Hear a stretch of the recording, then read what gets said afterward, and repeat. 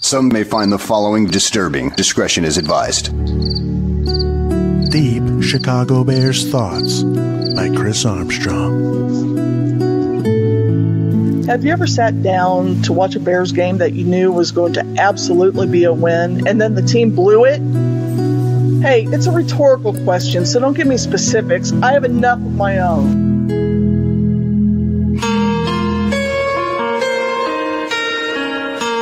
Breaking news.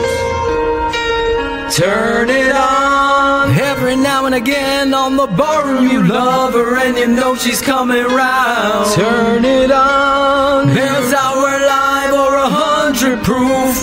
You listen to the sound of her voice. Turn it on. Every now and again she get a little bit nervous. Stefan will talk the whole hour by. Turn it on. Every now and then we'll skip the show flow and then you see that crazy look in her eyes. Turn it on. BG's eyes. Every now and then she falls apart. Turn it on. BG's eyes. Every now and then she shows her heart. And she needs you now tonight.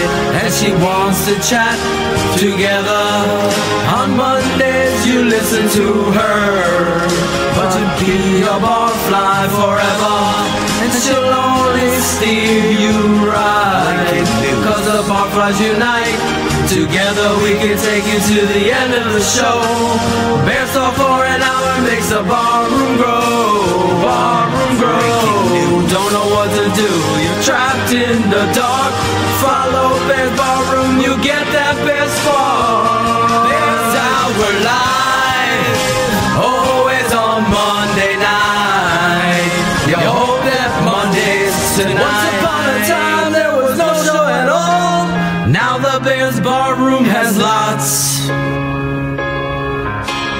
We got BearsGrl and Aldo's pouring shots. Breaking news. Breaking news. Once upon a time there was no show at all. Now the Bears Barroom has lots. Oh my God, who the hell cares? Pouring shots. Never blame Canada. Another Bears. Yeah. Oh yeah. Oh. Yeah, yeah. Na na na. A Bears Barroom, they're the ones that fight for truth. Bears Hour Live or 100 proof. Even if the Bears win or lose. A Bears Barroom, they're the ones that fight for truth. Bears Hour Live or 100 proof. No matter if the Bears win or lose. Yo, first, the smartest man, no tweets, he's ever missing. Impossible, the mission, call out frauds with precision. A Bears 100 proof, these faces #1 Adora. Slaying dumb tweets, cross-eyed like Contora. Never one to back down to call a fraud a lemon. Wazram, no doubt, Miller's asterisk ending. Cheers, Bears fans. The fire Puerto Rican barkeeping for Chicagoland. He's the godfather, the one, the real producer. Always keeping the show together with the voice that will seduce us. Risking out a Firefox, the old timer never stops. IPA, draft, malls, crafts, barkeep takes a shot. No deny. Barflies appreciated worldwide. Canada, Scotland, England, Brazil, Mexico, and Dubai. Dr. Phil is the guy, the one to realize that the barroom needed a show with an endless shoot supply. Gone big coat fought the narrative on color, brought the Jaces of campaign for Mitchell. Now I'm the shot enough for the truth. You know your boy's a little guy. These media heads won't give us credits up to the barflies. Flies.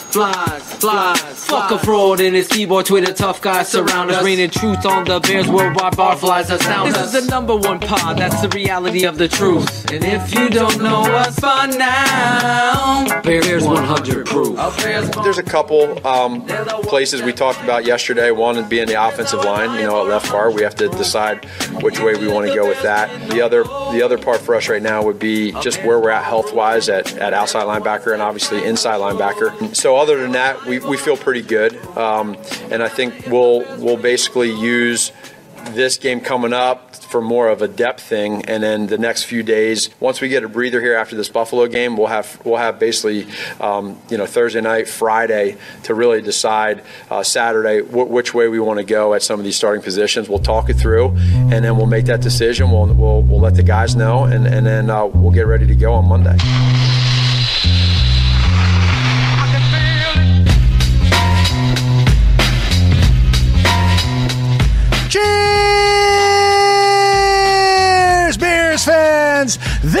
is Bears 100 Proof. You just heard head coach Matt Nagy talking about the upcoming process for cutting down the team roster from 90 to 53 and determining the starters at left guard and a couple of the linebacker positions.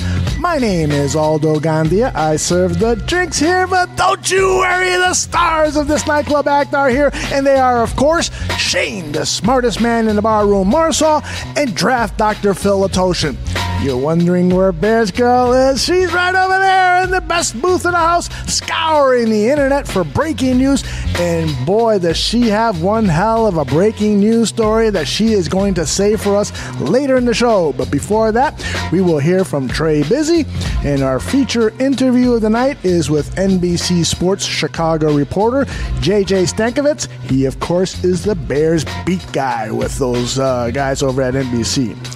Gentlemen and lady, we've got a lot of show tonight and 2 hours to get it all in. So we're going to get right into the business at hand, and the business is football, Bears football.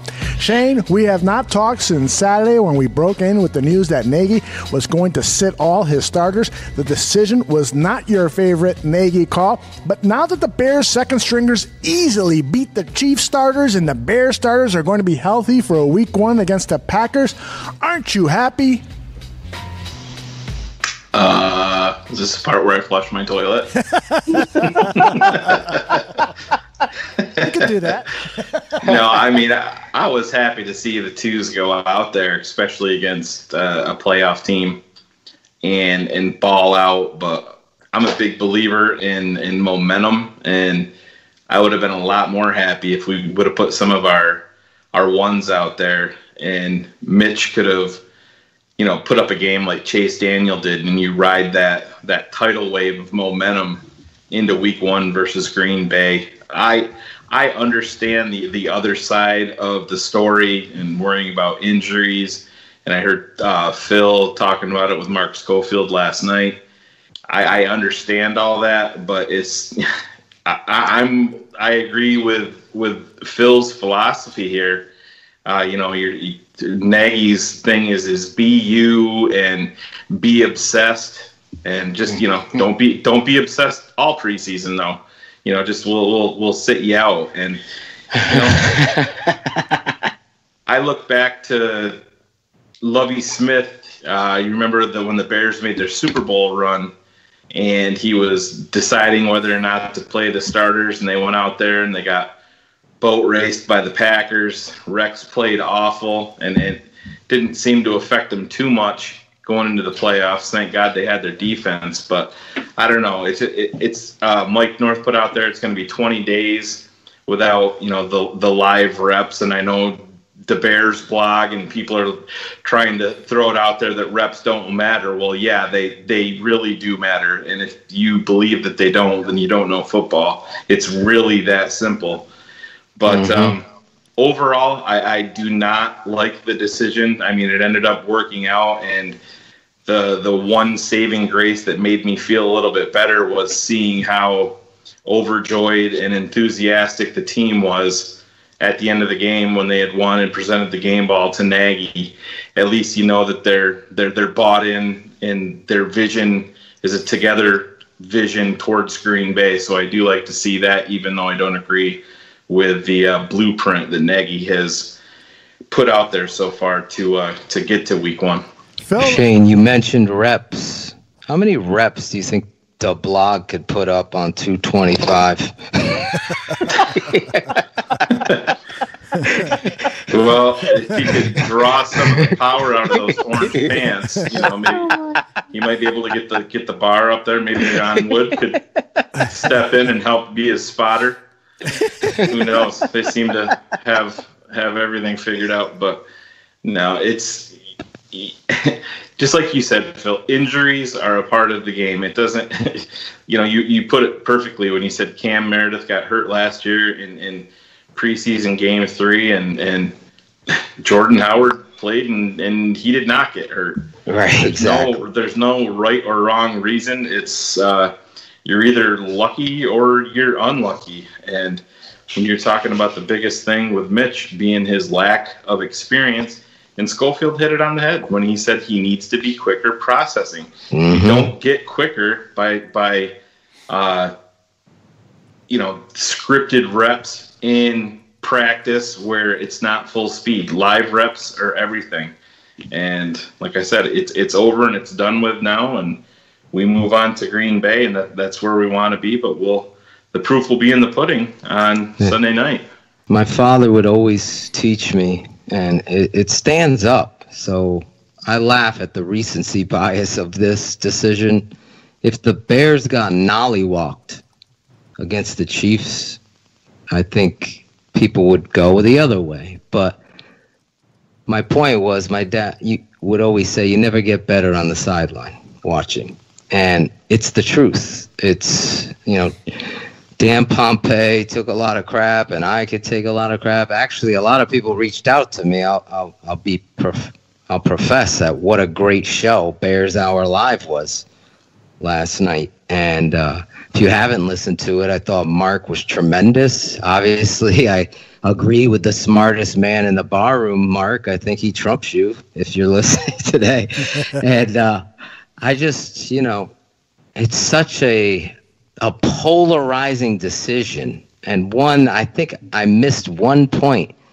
And I think they call him Swaggy, Nagy, and what have you. But you all know the Sharks are lurking out there. David Hall and company on 670 were crucifying it, and the blog is on the other side of it. So everybody's where they're at. So you could have avoided that by just playing your starters for one quarter or 11 reps or what have you. But he decided to go this way, and I think no matter what, it's going to rear its head. And I am so, I think, clear. If you're just a 100 proof listener and you haven't heard Bears Hour Live, I just want to say it before we move on that I hope I'm wrong. I think Shayne agrees that it is done and it is what it is, but we have to speak the truth, especially on this show and this network. So to me, I am going to pray. I'm going to be nervous. It's going to be a primetime game, Aldo. So the whole nation is watching. And if you look at the TV ratings, I think Sunday Night Football has done much better than Monday Night Football in regards to the nation watching it. Guess what? It's the opening weekend of the NFL. So it's going to be the spotlight game. So I just pray that they're not sloppy, because Mark pointed it out. If they're sloppy, they're undisciplined, and Mitch is having troubles, every reporter in the nation is going to talk about this decision. You know what I think I would have loved to have asked Coach Nagy is if the team did not have those 2 extra practices with the Denver Broncos, would he still have sat out the team, the starters, against Kansas City? Because, to his point, those 2 practices, which were hard-hitting practices and allowed the Bears team, especially the offense, to play against a defense they had not really, had much, experience playing against in practice. They were playing against their Bears defense, which really had their number after a while. I wonder if they didn't have those Broncos practices, if the starters would have played. I almost think that they would have. I think that the deciding factor here was that those 2 practices with the Broncos, and the fact that, as Nagy said, he knows his team better than anyone else. He saw a bunch of tired guys, and he wants to preserve them for week 1. He offered a really sensible answer to the reporters who were hounding him. They were asking him tough questions. But I understand, the way to win is to have football players play football. But perhaps this is going to work, and so I've kind of tempered my opinion about this a little bit and want to just see it play out and see if Mr. Nagy is correct. Although I'd buy into that a little bit more if this wasn't one of the youngest teams in the NFL. If this is a veteran team, I can understand the philosophy of giving these guys days off and whatnot. And you're talking about a scaled back. Yes, this doesn't really make a whole lot of sense, but overall, training camps aren't like they used to be. So that's why I'm saying scaled back. If these guys are tired now, what's going to happen in November? Yeah, that's what one coach texted, a high school coach. He's Shayne, like verbatim. So his players are tired. They had a great week of practice.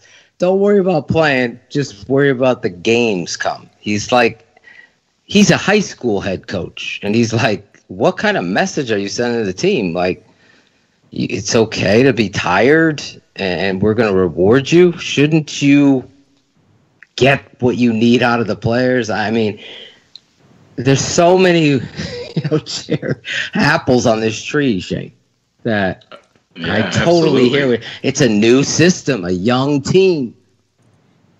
They give you that extra week as a new head coach to work with your team because of it being a new system.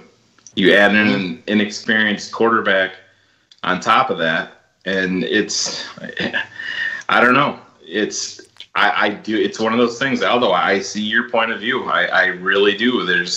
It's one of those things, if you can sit down and I listened to Mark Schofield talk about it last night, and you'd start to change your own mind and accept it a little bit. But thinking about it more today, I'm like, I would not have made the same decision that Nagy did. But then again, I'm not there. I'm not reading these guys' faces every day in the locker room.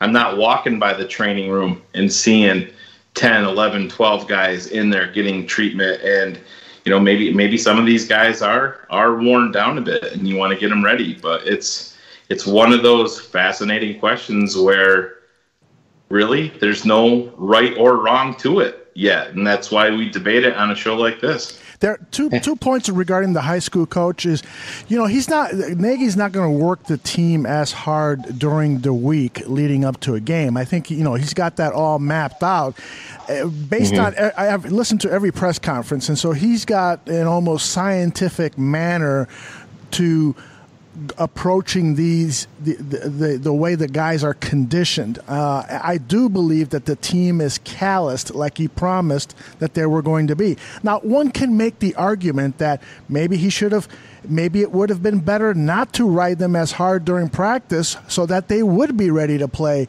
in this all-important game against starters, the Kansas City Chiefs starters. That, I think, is a valid argument.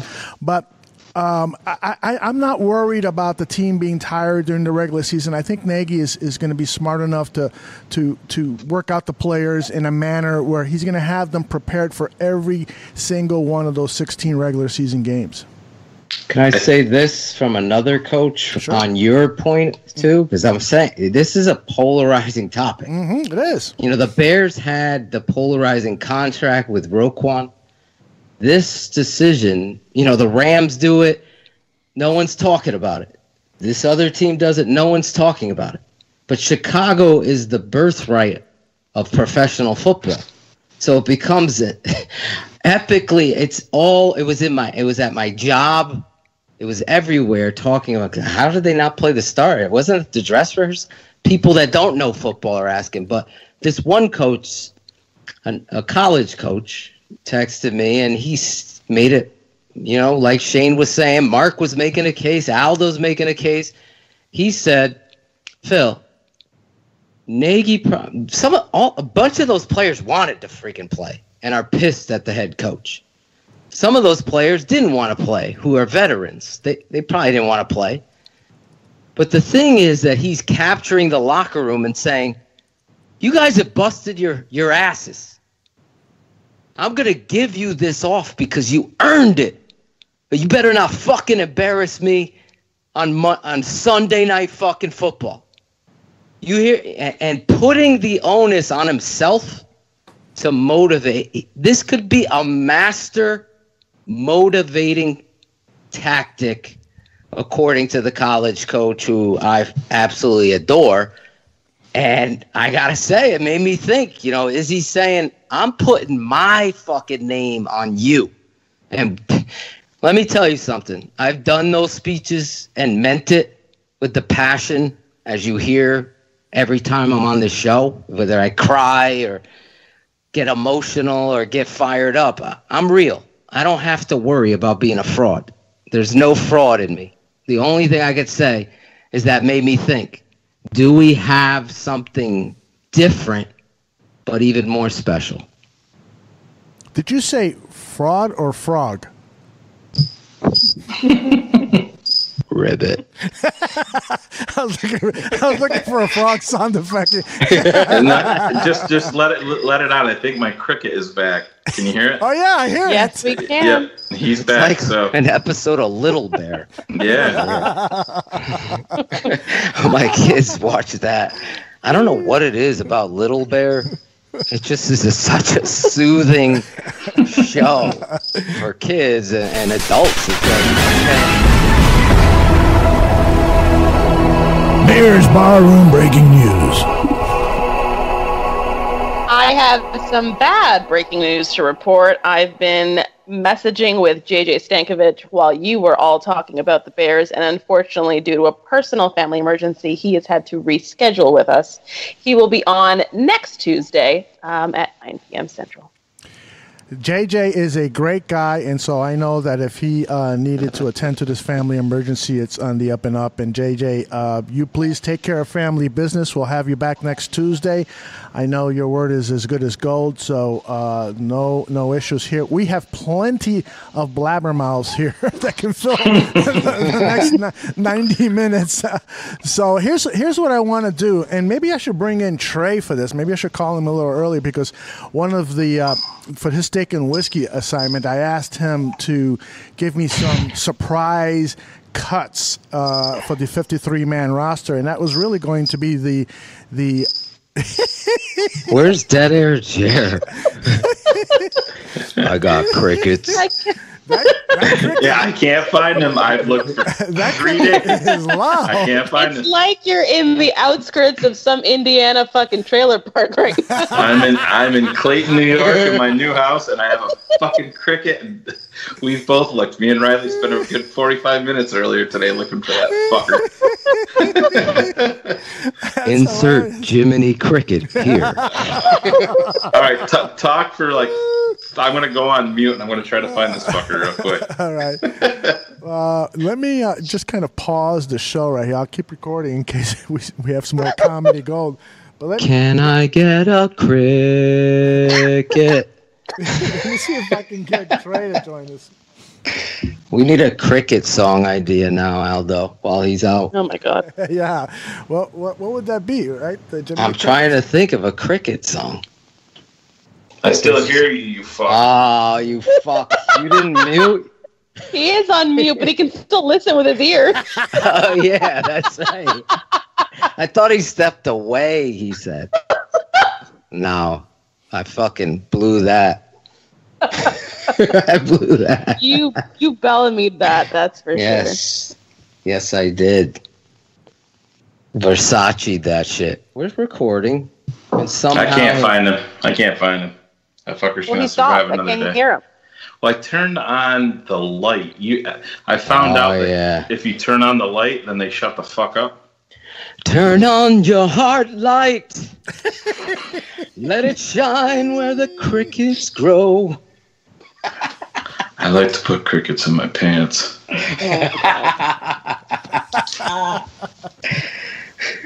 So, meanwhile, let us. Oh, now I hear a cat. Yeah, that's mine too. He's probably chasing fucking crickets. Christ. Shayne's got crickets. You can hear crickets going on. He's got cats. I didn't even know you had a cat. Yeah, I got a cat. Oh, here comes the dog digging now. We're going to compete. Right. I'm going to go take care of the cat. No, she I'm didn't. going to go take care of the cat. I'm going to throw him downstairs. We got stuff to talk about. We interrupt this Bears Barroom radio broadcast to bring you breaking news. See, we got news on the wire. Breaking news. Breaking news.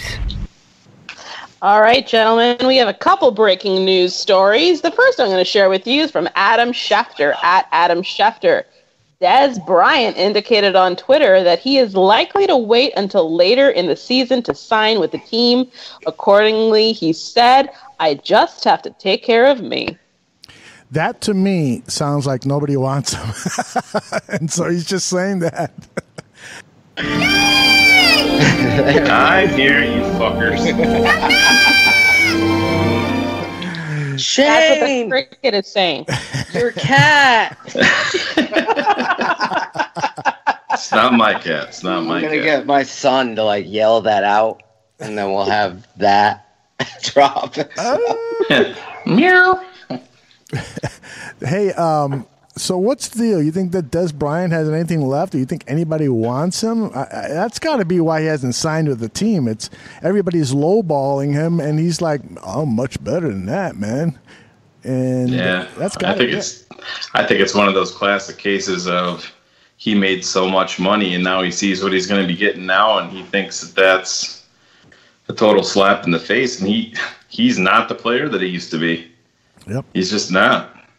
Should have taken whatever Cleveland was offering, or whatever Baltimore was offering early in the season, because they apparently offered him a good deal, and he said no to it. You know where his best spot would have been? Mm-hmm. Right where he came from, in Dallas. Honestly, if he could have restructured there, they still need fucking wideouts. Yeah, it's crazy. Knew the system and knew the quarterback, but maybe, who knows? I'm just glad he's not in Chicago. Jerry Angelo would have signed him. Yeah. That's what would have happened. That's Roy Williams all over again, all that bullshit. Yeah, we don't need that. Nope. BearsGrl, you said you had a second news story. She's coughing on mute. No, she's such a pro. Coughing? Me? I don't know what you're talking about. I'm drinking my Summersby cider.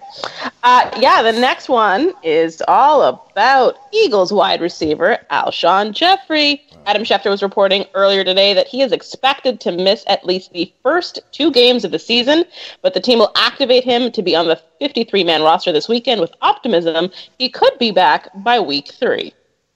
Who cares, right? I do, actually. He's on my fantasy team. Owie. But I got him at a bargain. I got him like in the 10th round, so I got starting receivers. He was not going to be on my bench anyway, so that's how deep I roll, brother. Everyone knew he'd be hurt, Aldo. Hey, they Phil, just wanted you to draft him. You got to hear the new Fantasy Football Goon Show. I went after you. Oh, here we go. I should play that. Since you have audio? I do have audio. Let me see if I can dig it up. Hold on. Is Trey with us? Yeah. Yeah, what's going on? What's going on, brother? From another mother, holla. What's up, motherfuckers? Pretty much. Hey, Trey, you play fantasy football?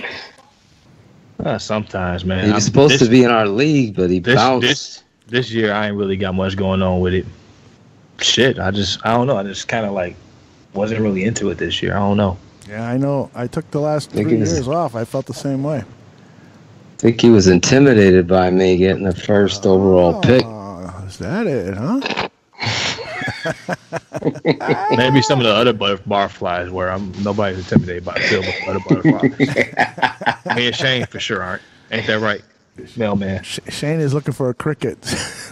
Shayne's looking for a pussy and a cricket. Oh, man. You won't have to look hard. All you got to do is go on the timeline.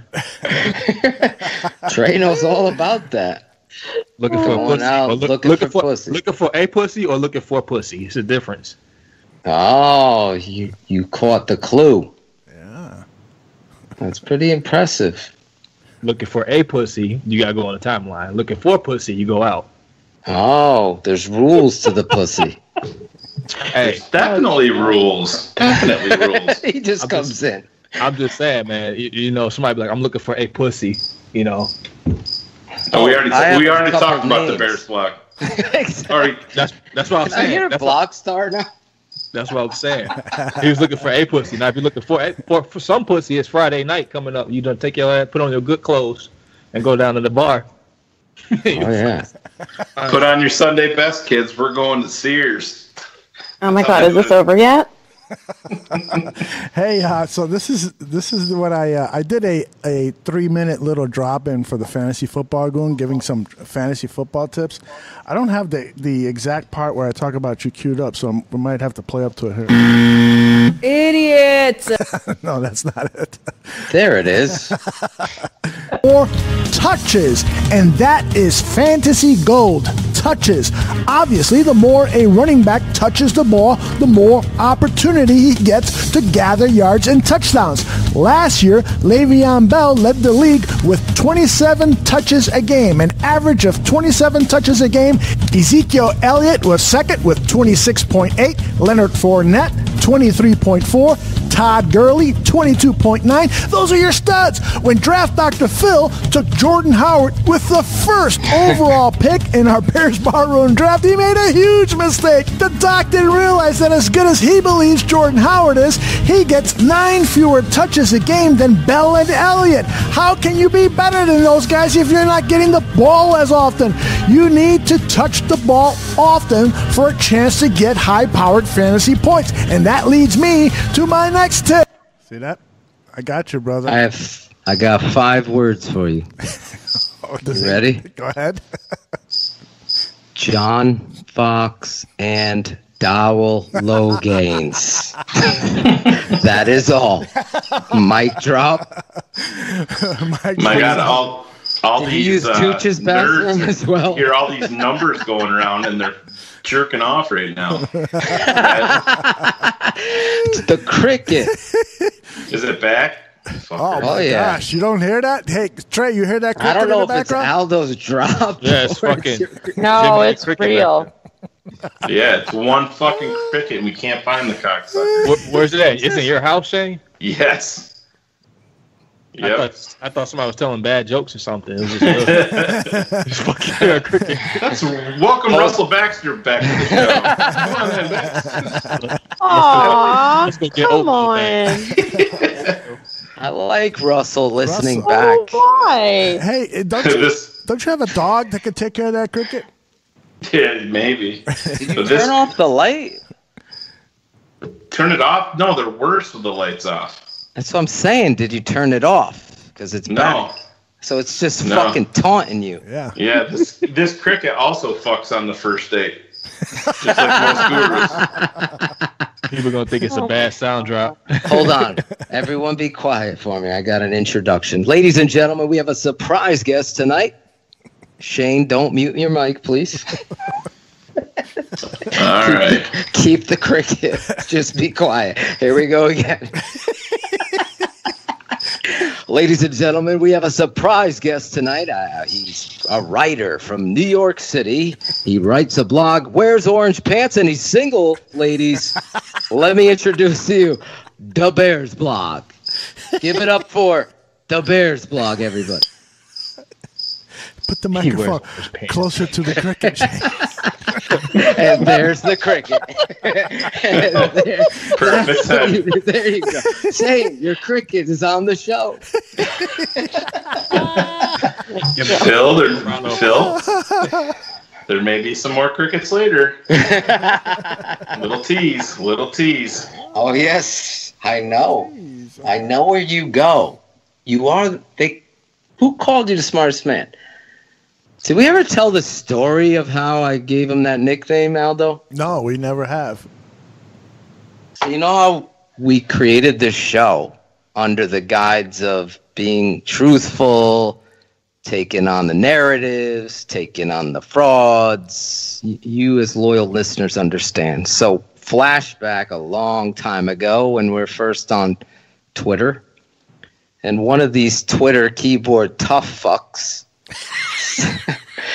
starts getting into a debate. Now, I can't remember what the debate was about, but it had something to do with a talented football player on the Chicago Bears roster who ended up becoming a very talented football player overall. So Shane is in this debate with me, and others. So you know how they get into those big tag debates back in the day. There's like 7 guys. You got to figure out who's saying what to what. Aldo knows nothing about Twitter debates. Zero. Nothing. So anyway, Shayne's making point after point, as you know.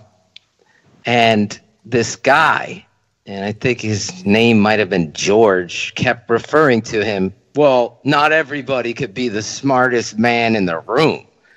He said it like 3 times in the context of this debate. This is years ago, so then I turned around and brought it to the show at the time, calling him my friend, the smartest man in the bar room. And that's how my mind works, and we embrace the hate, the love, and the significance of milliseconds to accuracy. I embrace it all because there would be no smartest man in the bar room. There would be no Godfather, the super producer. Guess what? This is my mind and how it works. I don't know. I've just always been the guy given nicknames, and they stick. Right, Godfather? Yeah, that's true, man. I mean, you come from a rap background, so you probably gave all your buddies nicknames like MC Sabretooth. MC Sabretooth. I don't know. MC Sabretooth, the Puerto Rican rapper. fucking Trey's one there, man. I was laying back smoking me a doobie. I come out with these guys. I know. Well, I want last week's Trey back, talking about the weed man delivered. Oh, man. Where's this week's Trey? Fucking sounds like the cricket. Where are you, Trey? Trey, come back. Talk about a man with nicknames. I'm just listening to the damn stories about crickets and fucking. This fucker's getting worse. He's getting louder. I wonder if he's orange got a friend pants or something. Orange pants. Hey, remember the story I told on last week's 100 Proof about the European little fat Italian fuck? Well, his brother reached out to me. Oh, really? It's like, dude, I heard the show. I go, you did? He goes, dude, I fucking laughed so hard in the barbershop because my brother, which is his older brother, is such a fucking dick still. That's great. And he's like, I can remember those fucking European shorts, bathing suits like they were yesterday. So shout out to Claudio. I'm going to see if I can move my production to a different room real quick so you kids keep talking. Real quick. Driving me crazy. Real quick. Real quick. So while Shayne's gone, because he can't hear us, Trey. In the window. Someone please spell this word for me. Innuendo. I think it's innuendo, you dumbass. In the window. Like, is Zay Jones, is he all right, man? Is he going to play on Thursday or what? He was up in the window deciding whether or not he wanted to jump. That shouldn't be funny, but god damn it.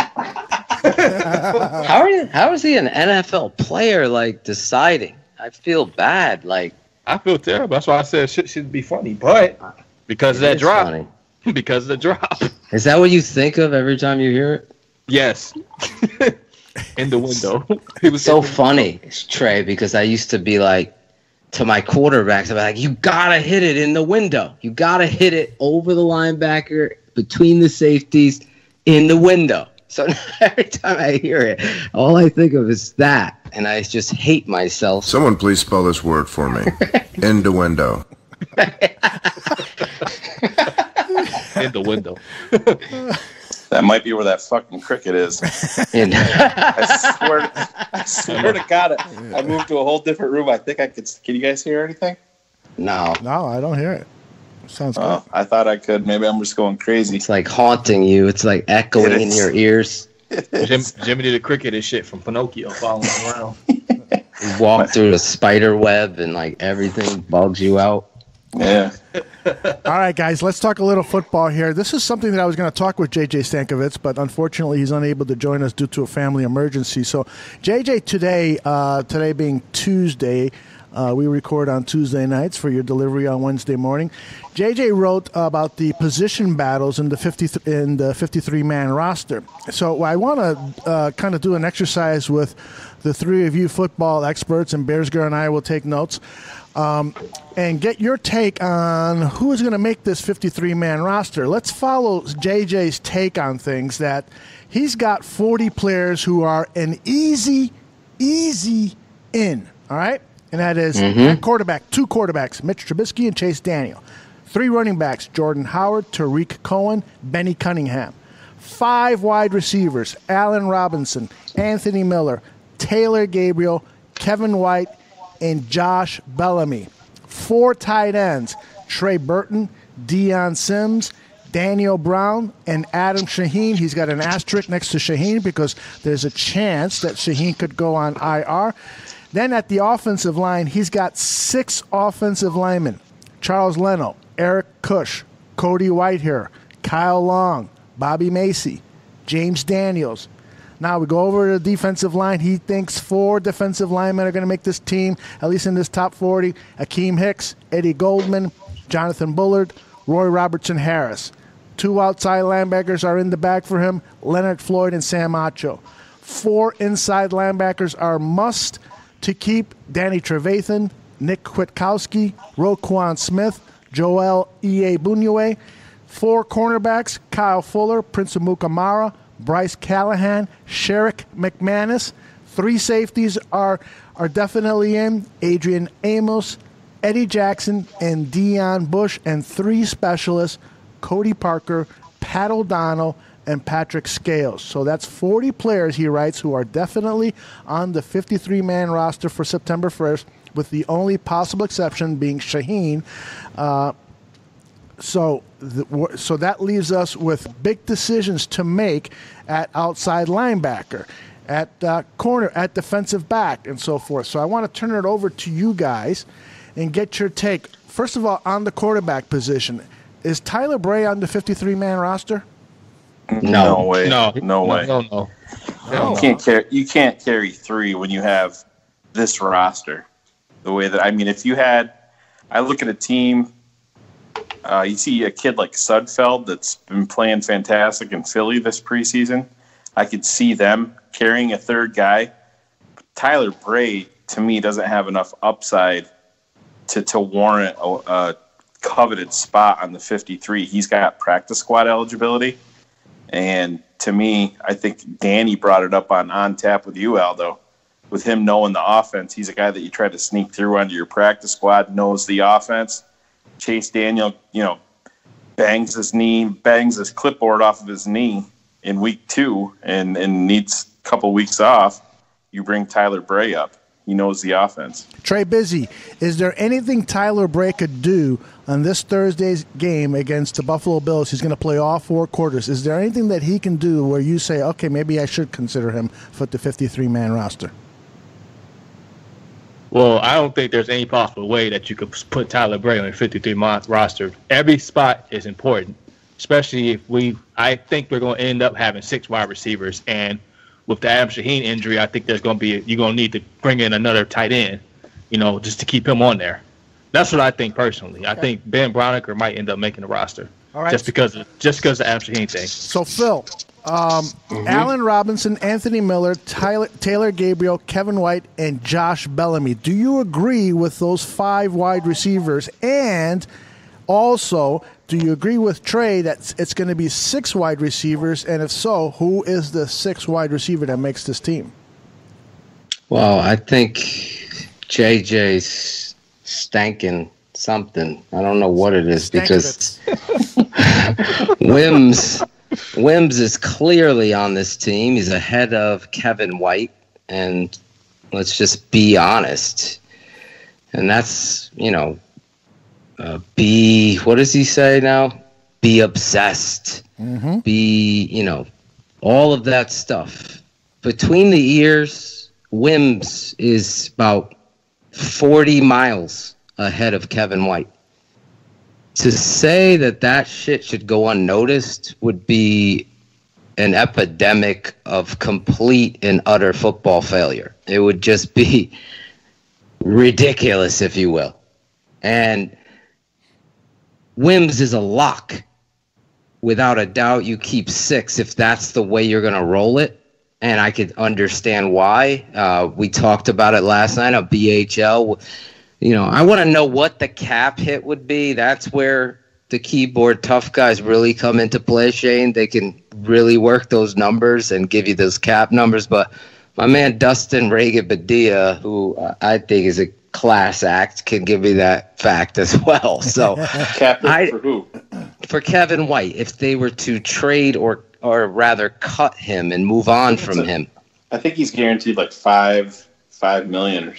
Because he was saying like 16 million, I believe, last night. Mark was. Let me ask you this, where I think it gets interesting, and I know back in the day, Lauren Cox used to be a big proponent of this, Phil, and you probably know where I'm going already. We hear Josh Bellamy, and I think that he has improved, but at what point I do think his special teams prowess gets overrated a little bit. But at what point does a Sherrick McManus, does a Deion Bush, E.A. Booneway is a guy that they're going to look at on special teams? Correct. Even a guy like a Daniel Brown, who's really a wide receiver that's playing tight end. I mean, that's what he used to be. But at what point do one of these guys push him off of this roster? One of these young Tolliver, any of these young DBs having a chance to push him off the roster to be a special teams guy, because he's right around $2 million. I mean, they had the right to tender him. They tendered him low. They tendered him low, exactly. And Phil, are you keeping Josh Bellamy on this roster to sacrifice Kevin White? Because I'm not. No, and I think the point here is that you're making 2 great points for one that is going to go on. Kevin White can't play a nick ass on special teams. No. He can't. What is he giving you? Nothing. So, I mean, the only reason why you're keeping this kid is for possible potential or for the fact that you want to save face. You can't admit your faults, and that's where I have an issue with it. Have you seen a lot of Kevin White? I mean, people are going to argue whatever they want to argue about who does what and what happens, but I have seen Wims do things already that I've never seen. And if anybody could bring out the tape and show me that Kevin did it, then I'll say something different, but it's not there. It doesn't exist. College is one thing. Fucking Brian Bosworth was an amazing linebacker in college. The NFL is a different beast. So we see this all the time. But to Shayne's point, you're looking at this offense, and at what point do you need a weapon and a defensive football player, an extra safety, an extra corner that you need that are more important than a backup wide receiver who, has been nicked up? This, I was just saying Bellamy's impressing me, but then he's gone out of the game, hurt again. So what are you getting in this guy? What is he going to do for the offense? And if somebody hits the waiver wire, because there's going to be a lot of action come that time where practice squads and this, that, and the other, and lower end guys, veterans are going to get caught, that if he gives you just that, I agree with you, Shayne. I don't think you can let a Kevin White go. Where does Josh Bellamy steal any reps on this team currently? I mean, without injuries. Where? He doesn't. He's just on the roster for emergency purposes. Break glass. He's one of those guys. Throw him out there on special teams. He plays every phase of special teams, and in case somebody gets hurt, he knows the playbook. This guy, Josh Bellamy, whether you like it or not, he's going to make the team. They're going to carry 6 wide receivers. Javon Wims is going to bust his ways. Yeah, now Aldo became the sheriff all of a sudden. Hey, shut the fuck up. This is what's going to happen. This is a no-brainer in my opinion. You, Phil. You know they can't cut Javon Williams. As soon as they cut him, his ass ain't even going to make it to the damn locker room. Exactly. Yeah, no, exactly. I think he's going to be in Jacksonville if they cut him. I'll be quite honest, and I put it on Twitter. I think he was a lock before this last game. I really do. Yeah. And to JJ's credit, he goes on to write that very same thing, that Javon is a lock. He should have had him up in the 40. He is a lock because there's just no way that he's going to survive through waivers. You just can't risk that. So he's got to make the 53. So the question is, do you keep 6 or 7? I mean, 6. Okay. Well, who's the 7th? No, what I meant to say is, do you keep 5 or 6? Oh, you gotta keep 6. Got to, right? Well, to Aldo. Yes, sir. On top of this point, I want to ask you honestly. It's just you now. You're going to answer this. Wims in New England, picture it in your mind for a second, is performing the way he is. Is Wims playing for New England? Hell yeah, he's playing for New England. Exactly. That's wide receiver on that team. He would go out there. He would start as a rookie. He'd be thrown in. They'd press him to learn. And you've heard Nagy praise him and say he's working on the playbook. And then at the end, he's like, this kid's a great route runner. This kid knows the playbook. He's really getting after it.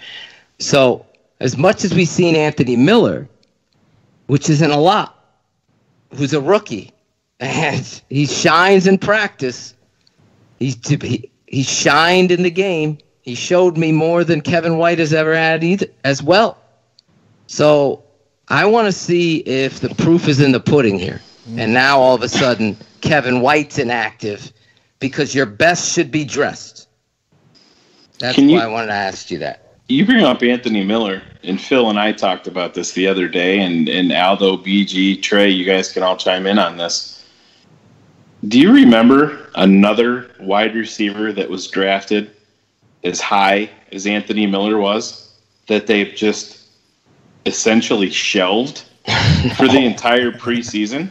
Yeah, that's weird, right?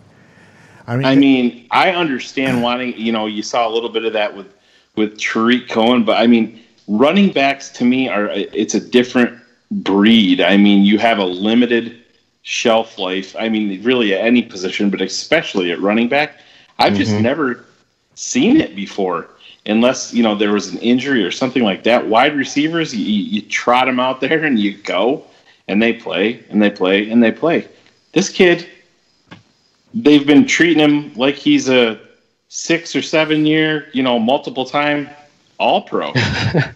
And it's shocking to me. Maybe he's that good in practice and behind the scenes, but you still have to translate that onto the field. And I mean, that's part of what preseason is for. To me, that's something I'm definitely watching week 1. Yep. I mean, Danny brought it up. You're going to talk about the false starts. Is he going to line up off sides? Is he going to, are you going to see Mitch jawing at him, getting him in the right spot? It's going to be really fascinating to watch, because they've essentially given this kid a pass all preseason with live reps. All right, let's turn our attention over to the running backs. Trey, let me bring you in here, because I got to tell you, I was disappointed that Ryan Nall did not start that preseason game against Kansas City, and that Benny Cunningham got all these looks. He's the veteran. He knows this offense. He knows we know what we got. Why didn't Ryan Nall start that game so that we could see how he plays against starters, to see if perhaps he should be that third running back behind Jordan Howard and Tariq Cohen? What do you think, Trey? Well, they were running the twos, and I think Benny Cunningham is, he has a higher precedence on the roster than Ryan Nall. Granted, we want to see more from Ryan Nall, because I would love to have seen more from Ryan Nall early on. But like I said, Cunningham, he's a higher roster spot right now. That's why he was out there with them. And, he's definitely secured his spot. Remember, we was talking about maybe he could lose his spot. Cunningham isn't going anywhere. Yeah, it looks that way. It looks that way. So Nall is probably going to get 20 carries, 25 carries against Buffalo, right, Phil? Well, if I can butt in here real quick. No, fuck that. Don't be so sure on that, Aldo. I think that there could be a little bit of a poker game going on with him. It's not going to surprise me a bit to see them trot Mizell out there, or Mizell, however you pronounce it, and make him the feature guy versus Buffalo and limit Ryan Nall's reps in the hopes that they can sneak him through onto the practice squad. You put a bunch of reps out there. If they did that. You put a bunch of tape out there. You got a bunch of other teams that can watch this kid and say, hey, we saw him pop off that long run. We see him doing this. He's a versatile player. And this could be where the poker game comes into play a little bit. They're going to limit his exposure to try to get him back onto the practice squad. Here's where I agree with Aldo. Good answer. That was good, Shayne. I don't like that answer, to be honest. I'm cool. Hey, fuck you. I'm cool. Yeah, you are so Idiot. cool. I just want you to know, brother, you are cool, brother. Hey, I think you're doing a disservice. I think, honestly, Aldo's got a great question here. And it's not about hiding somebody, and it's about giving people the opportunity to make a living in this business. Now, if you're trying to hide, and I get the business end where Shayne is talking, and it is a good point. It could be a strategy that they're doing. But I think you're doing a disservice to your football team, because what if this kid is a fucking weapon that can have to essentially help you? Again, I go back to New England, and I look at these coaches that win at all costs, and their teams are consistently in the playoffs because they're not afraid to find a kid on the fucking practice squad and pull them up and give them opportunity. They're not afraid to rotate backs or use guys in a manner with which you're going to squeeze or juice out the best in them. Well, I look at Ryan Nall, even the run where fucking Mike Burton missed 6 blocks. And Jim Miller's like praising him for fucking, what a great job. He whiffed on every fucking block. I put Literally, it up. he missed every one. Every fucking block. I've never seen. It's like an episode of the Benny Hill Show. It's like the announcer's telling you something. The announcer's telling you one thing, the opposite is happening. And here's Ryan Nall. Ryan Nall is bouncing to the outside, jukes a guy, stiff arms another guy, shows a speed burst, and doing it all by himself when he's supposed to have an escort. Fucking Mike Burton's making a fucking window dressing roster, for God's sake.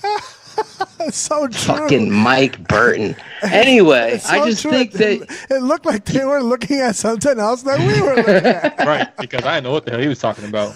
If you pull my audio on the video of Ryan, look at him. What a talented player. You saw him in Detroit. He's after it. Look at him get on the corner. Look at him get the block. Look at him he missed every one. Phil, I think Jim Miller was like on some type of medication that day or something, because he was getting everybody's name wrong. He was mixing the players up. He was mixing names up from players from the Chiefs with players from the Bears. It was the weirdest fucking shit ever. Yeah. He didn't get his massage that day, so. Oh my God. I know what he was doing that day. My God. That motherfucker You know was what? I think he took the fucking day off with the fucking starters too. Because mine took the day off. He was like, yo, we don't have to do it. Yeah, we don't. Yeah, fuck it. I'm gonna have 6 fucking shots. He just fucking went out there after having shots. I don't know what he was talking about, and that was bad. All right, so we're moving on to the roster. I don't think there's any disagreement there that we've got 4 tight ends, and they're Trey Burton, Deion Sims, Adam Shaheen, and Daniel Brown, correct? Yeah, and the thing you got to remember, too, when you're talking about the tight ends, Broniker still has practice squad eligibility. Mm-hmm. I don't believe Daniel Brown does, so that's going to be another type of a deal where you're going to try to see. Tight end's going to be a humongous part of this offense. I don't know if people realize how big it's going to be. Fuck. Guess who's back and he's better than ever. Is it? Guess now. Yes, Yep, now. I hear him the too. cricket's back. Hey, how did Deion Sims get a concussion? I don't remember seeing him getting any reps this offseason. He tripped on a fucking cricket. He got jumped by a cricket. I think BB gave him one of those butterscotch cookies. It was a little extra Why'd you butterscotch from Chicago, if you know I'm just what I mean. trying to figure out because Ryan Pace said he liked what he's seen from this offseason. I'm like, I haven't seen shit from him. I'm forgetting he's on the damn roster sometimes. Ryan Pace, who loved Mike Glennon. Yes, really. All right, we're moving to the offensive line now, right? We got Charles Leno, Eric Kush, Cody Whitehair, Kyle Long, Bobby Macy, James Daniels. Those 6 are a lock. Now, your boy. Do you think Bobby Massey will make it, Aldo? Or do you think Macy will beat him out? I think both Macy and Massey will make it. And so, what about your boy Rashad Coward? He's gonna definitely make it to the practice squad. What? Yeah, nobody's gonna touch him. He's an easy path to the practice squad. I think he might make the roster. Fucking no. This dude's on the 53. Over my dead. I will lose my fucking mind if he's waived. How many offensive linemen are you going to carry? I'm carrying what? See. We got 8? We got starting 5. We got swing tackle, swing guard. I'm carrying 8 offensive linemen. Okay. Maybe 9. What? Oh shit, Bradley Soul. Never mind. He might go to the practice squad. You're right. I forgot about Bradley Soul. Soul got banged up. He's got. It's just an ankle twist. Yeah, Nagy said it was an ankle twist. He doesn't think it's too serious.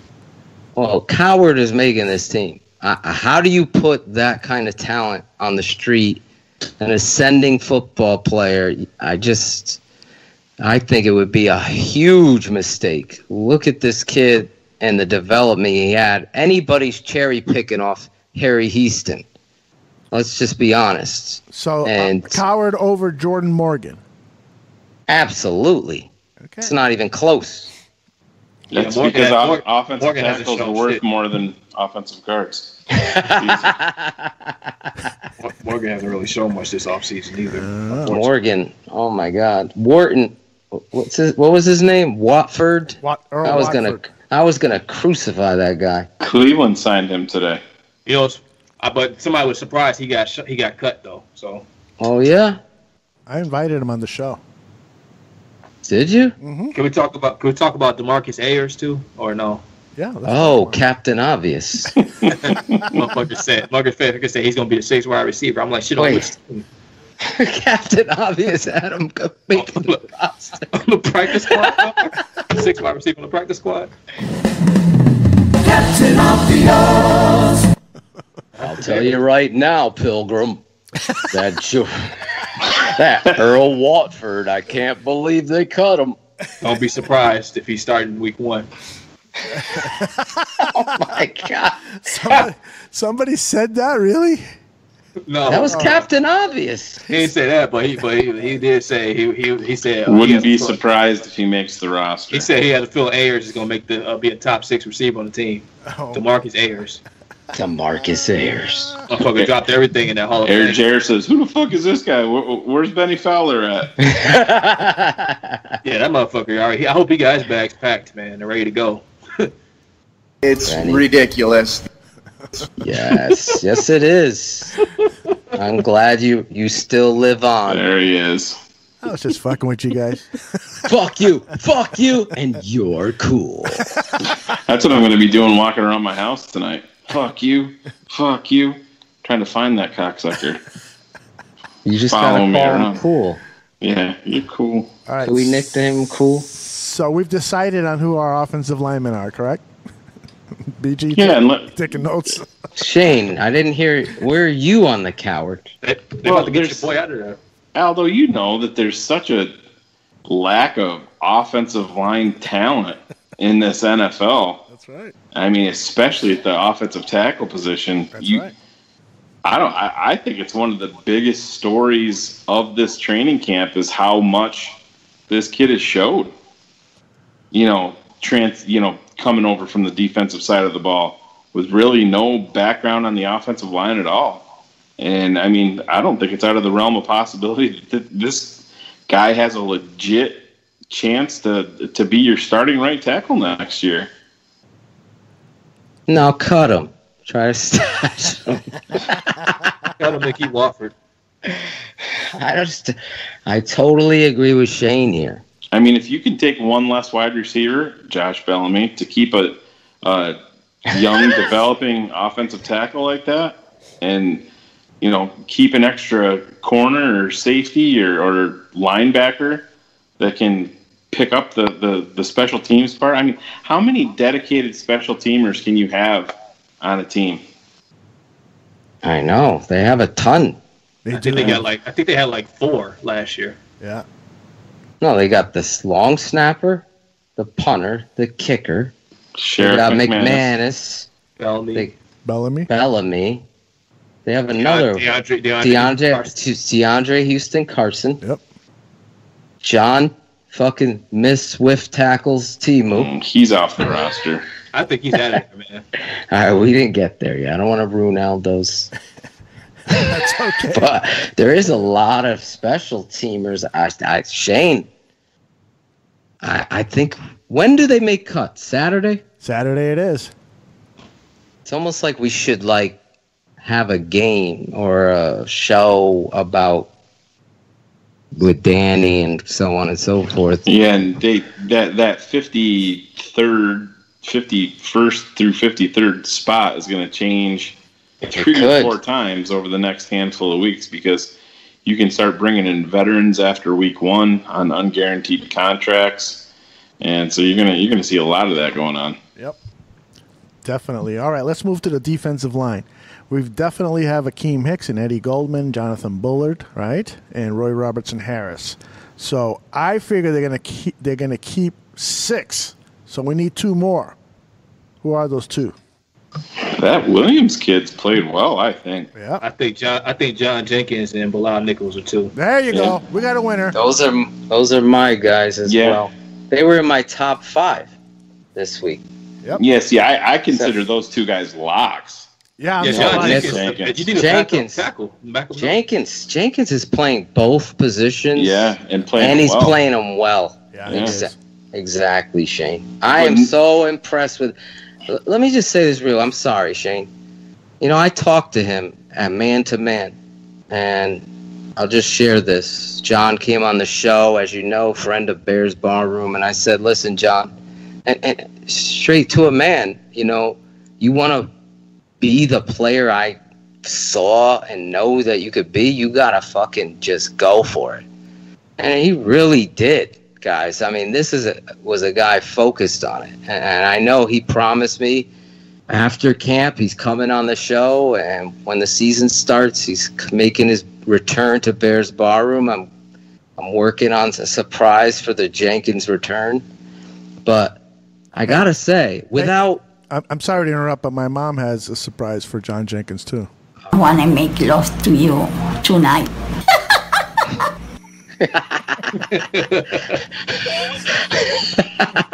But John, to Shayne's point and Trey's, I just have kept a very close eye on him in tape, and he has been, from the moment in the Hall of Fame game running down that receiver to all the plays he's continued to make at both the nose, again, versatility, and the tackle spot. In fact, he's been more impressive than Bullard has been at the defensive 5 technique. Yep. And that is on tape. It can't be denied. That was my thing right there, Phil, and I brought it up. I'm not going to be. Can Nick Williams push Bullard off this roster? I wouldn't be totally shocked. The kid played well in the last game and has played well. Williams. Bullard flashes, but then he's gone, and it's not. He's not gone for a quarter. He'll flash, and then he's gone for 4 games, for 5 games, never to be heard from again. Yeah, Bullard, like you said, Shayne, he'll have like a moment where he'll jump in the backfield quick as hell one game. There goes the explosion from Florida, then he would just disappear for, like you said, the next 3 or 4 games. I'm like, where the fuck was that at the rest of the preseason? To me, nothing worse, Shayne, than that too. No consistency. It's a cock tease. You know what I mean? Really.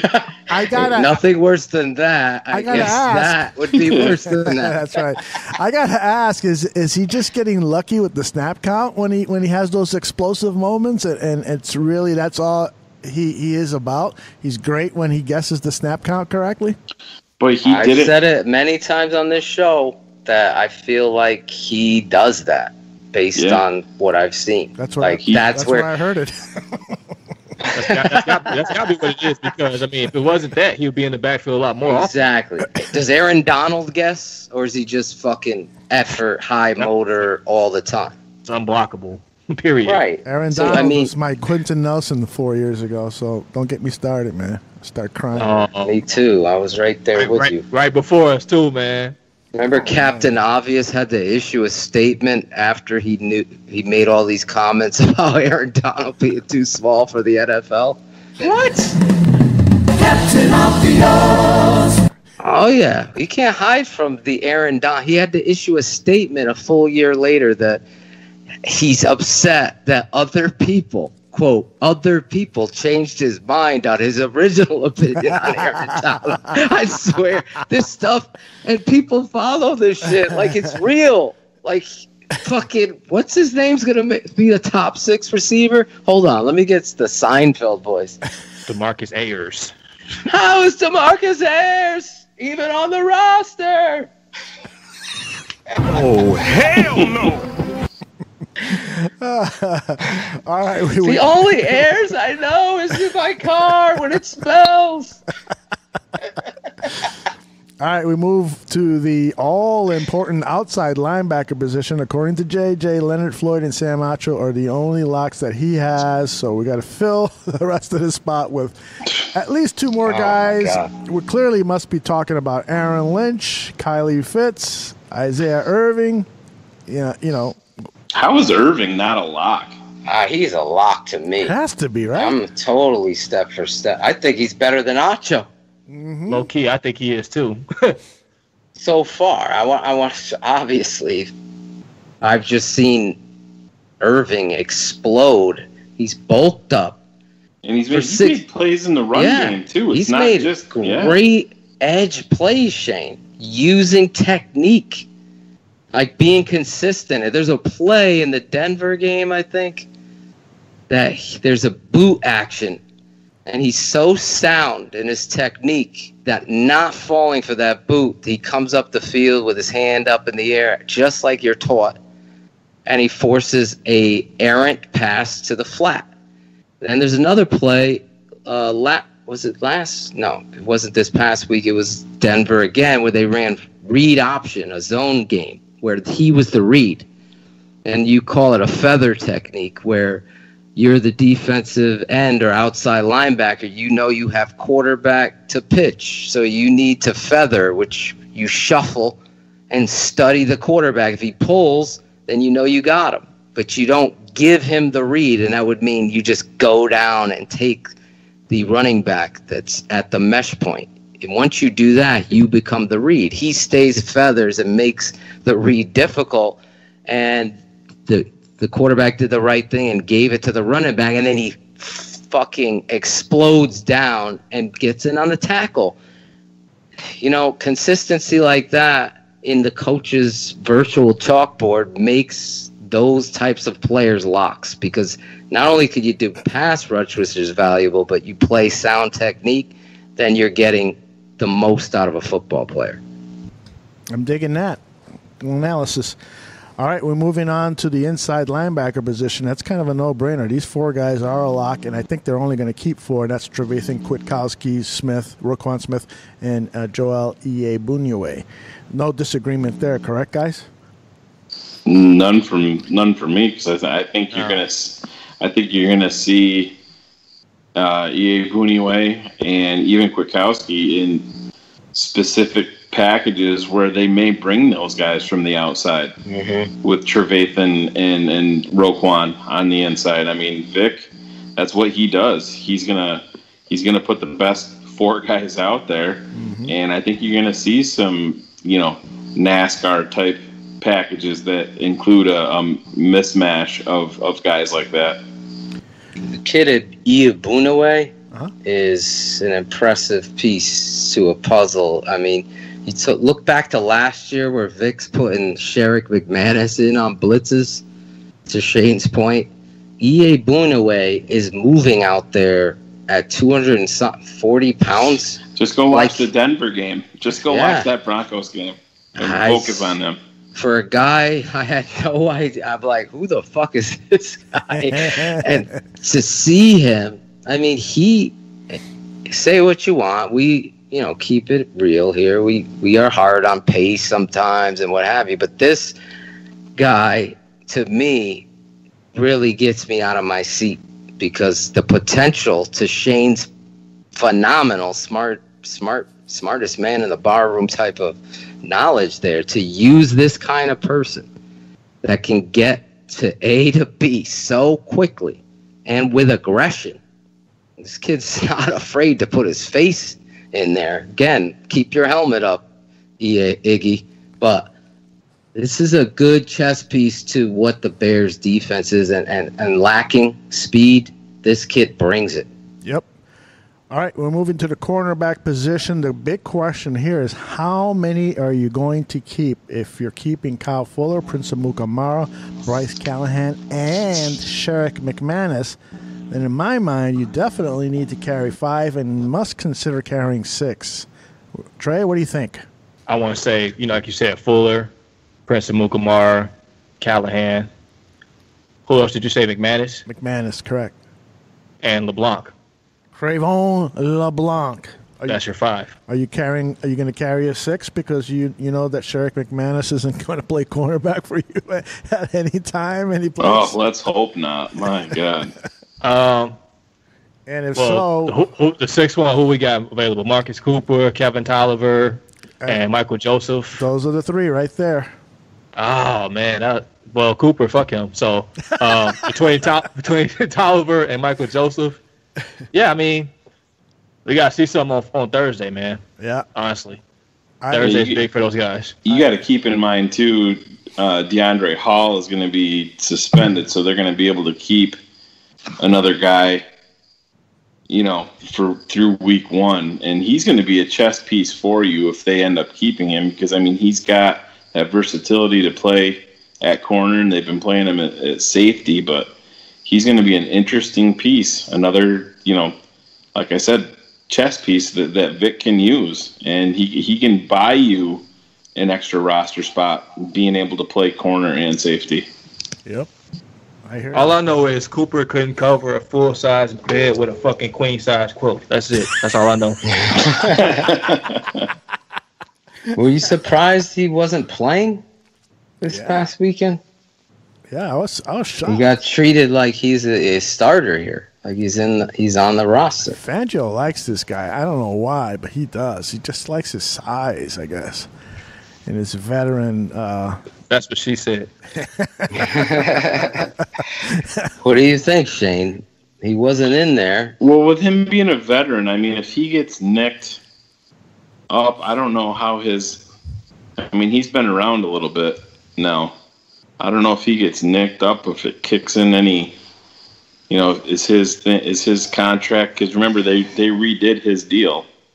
Is that going to kick in? Guarantee his deal if he gets nicked up? Are they trying to save him from that? I don't know. I don't see how he makes this roster.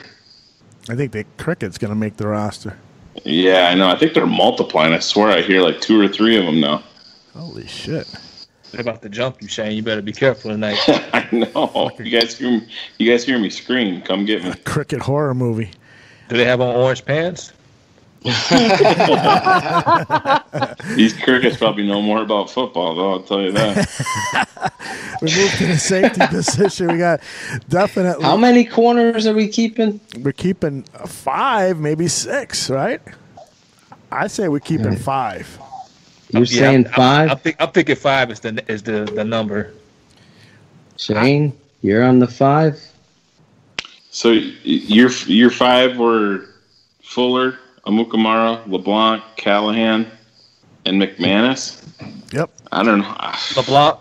I don't think that's enough. Cravon LeBlanc. I think you got to go to a 6. I'm in the 6. It got to be one of them undrafted fellas, man. They got Schroff on Thursday. Whoever wanted more. See, I'd rather keep an extra safety than one of these corners. I think all these corners, these young bloods, I think they should all go to the practice squad. Tolliver, Joseph. Yeah, is that where that's what I brought up DeAndre Hall. He's giving you the versatility to really play both if you needed to in case of an injury. Do you have to carry him on the roster as a number? I forget the rule. Not while he's suspended, I don't believe. I think you get an exemption? I think you can carry a 54th for that week. I agree. And he goes on the exempt list or whatever it's called. I would keep the kid from LSU. Tolliver? And I would keep him. I think that's the kind of football player that you want to groom, that you want in the room behind a Fuller and a Mukamara and get him in the professional, ranks and start working his ass and get him pushing these guys because this kid has high-end talent. I like the kid Joseph, and I think you can get him to the practice squad. Cooper, like Aldo said, I agree with you. There's something, I don't know, there's smoke there for me. Does Vic really love this kid and want him on the roster? If he does, he's going to be there. But I would say he would go. And to this point, I saw him play and fit. But we've talked about it, but for the new listener, once that Pittsburgh Steelers crazy, stupid play, the kid's mental approach to the game when he went out there, Detroit was one of the worst games I've ever seen a corner play when he was out there, and they brought him back for a reason. He wasn't dressed. These things, maybe it's just me, but there's smoke, there's fire, and I wonder if he is that guy. To me, I would keep the young buck, though. And keep 6. Now, let's look at the safeties. Amos Jackson and Deion Bush. Those 3 appear to be locks. So, are you going with 4 or 5? And if so, who are they? Shayne, talk to me. Well, I think the wild card here is how bad the break is with Houston Carson. Right. Mm-hmm. I think he's a guy, you talk about Fangio and Ed Donatel. I mean, Philly tried signing him off of the Bears practice squad last year, and the Bears pulled him up because they did not want to lose him. And he made plays this preseason before he got hurt. Mm-hmm. In the Hall of Fame game, I believe he was the one that recovered that fumble early on. And did he have an interception too? Yeah, he had an interception off a tip. Yep. Against Baltimore. And he's another guy that's going to bring you that special teams value. Is he a guy, going back to Josh Bellamy, that can push a guy like that off of the roster, but he's got to be healthy? Is he going to be a guy that they're going to IR and worry about bringing him back mid-season? I think that's something that you got to talk about there, too. What's his injury? Broken forearm. That's one of your core special teamers too. That's what I was thinking. Like, man, I hate that he broke his arm, and he was actually showing games. He was showing plays, defense. Yeah. He was more physical too. He was too, and I was expecting to see more. Fangio pointed out Deion Bush as improving over the offseason. He was a guy that I had kind of marked down and I wanted to watch in the preseason, and he's just been Deion Bush. I mean, Phil, has he stood out to you at all? No. He had that really one good play. He could cold clock that tight end. Yeah, he had a great hit, and that's what everyone remembers. But to you, Shayne, I totally agree that. But listen, the safety that's impressed me the most is the kid suspended, and that's my God's honest truth. And it's unfortunate that he's going to miss that game because I think no one's really talking about him. And granted, because we haven't seen Amos And Jackson's play against Denver, whether he was thinking about the play and where to put his head or not, was one of the most embarrassing plays I've ever seen a football player just catch someone on the NFL level and get dragged like you're a goddamn 8th grader playing against a senior in high school. It just looked awful. So, again, resting your starters, not giving reps, these things aren't just about Mitchell Trubisky. It's about preparing for the inevitable speed and what's going to transpire in prime time against your longest rival and longest rivalry in the NFL. So losing this kid was upsetting because I really was going to go bonkers and say, he's been one of, if not the most impressive guys for me this offseason, has been the play and the physicality that DeAndre Hall has brought to the field. So here's the big question. Virginia McCaskey is definitely going to come down and demand that Mike Burton make this team. I came here for 2 things. To suck some hard candy and blow some motherfucking dicks off. So what the fuck is going on? So what happens if Burton makes his team, Phil? Oh my God. I think we are in for some trouble. It's a wasted roster spot. He's like that fucking seashell they found on the Brady's when they went to Hawaii that had the curse or whatever. That guy, Mike Burton, is a curse. I just, it's almost like Jim Miller seeing another game and fucking the blog has him like a good football player and, steroid boy has him making the 53. I don't fucking see it. So I don't get how you get these points with this guy. I just think, I pointed out one play from Daniel Brown, who is not a fullback, was done with more technique, physicality, and understanding than the guy that's fucking playing fullback. Mm-hmm. Just makes no sense. He should never. Guys, you're gonna have to call and check on me if he makes the team because it's going to irk me beyond anything. I just can't. I can't. Me and my father were sitting there watching him. I'm like, Dad, look at this. He missed every block, Philip. I go, I know. And my dad starts crying. He goes, but you don't understand. That's his job. He has to make that. I go, Dad, I understand. I understand, believe me. Well, I don't know who the hell is on this 53-man roster. I'm going to go back and listen to what we decided and put it all down in the website. Edit it back in at the end. Yeah, exactly. There's a bunch of crickets on that. That's for sure. We move on. Oh, yeah. Oh, yeah. Calling pest control tomorrow. Yeah. He's the smartest man. Stats can lie, but in college, the smartest man led all kisses in the kissing booth. Imagine for a moment the movie Liar, Liar, but instead of Jim Carrey, Aaron Lemming had to spit the truth. He is the smartest man, and this is his dumbest tweet of the week. Does that mean I got to kiss Aaron Lemming? What the fuck? How does that work?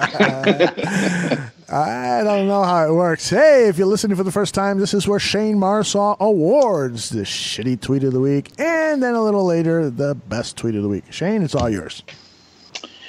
Okay, so we're going to go shitty first. Phil kind of alluded to this a little bit earlier in the show, and I was a little worried that he was going to blow my tweet out of the water here, but at Will Fong Jr., Lester, got to throw him out here. It's not anything that he did wrong, but this kind of alludes to what we're talking about with what we're dealing with the local media in Chicago and their coverage. He tweeted out on 670 The Score, the entire Mully and Haw morning crew actually discussed whether or not the Chicago Bears should start Roquan Smith on the PUP list. These guys are paid for their sports knowledge and their opinions. Only thing is, once a player practices, he's ineligible for the PUP list.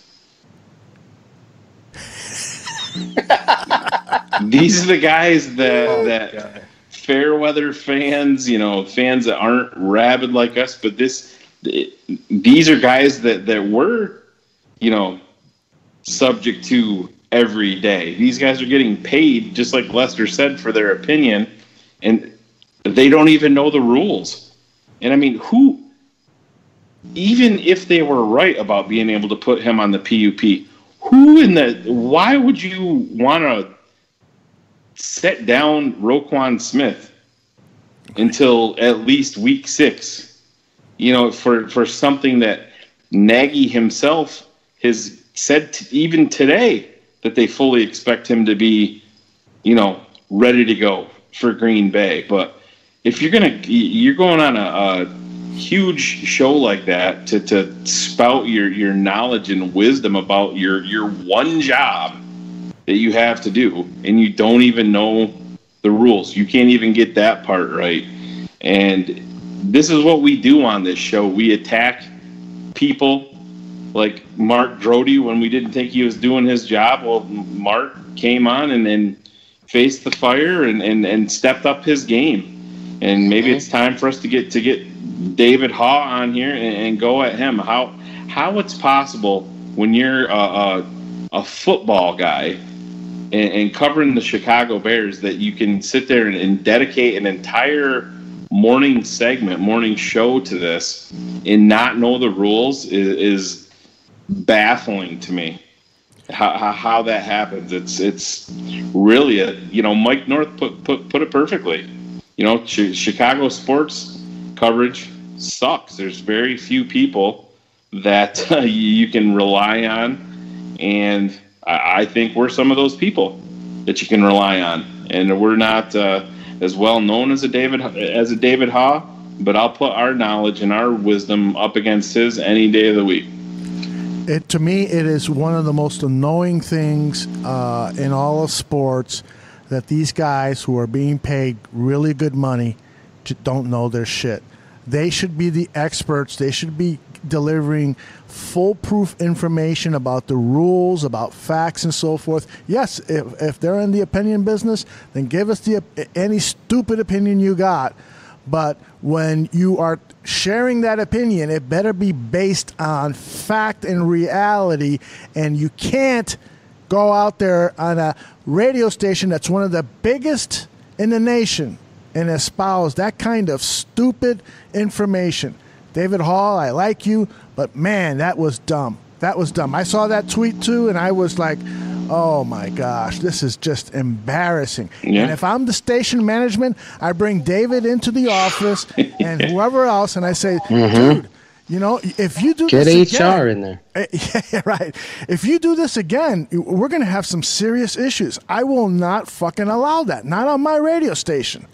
No. Can you imagine that you spent a whole morning show conspiracy theorying, drawing a hypothesis 4 fucking hours about doing something that you can't even conceptually do due to the rules of the league that you're being paid to do and help educate the hillbilly fuck in Hobunk Town, wherever the fuck. So I don't want to offend anybody because I love... leave me out of this.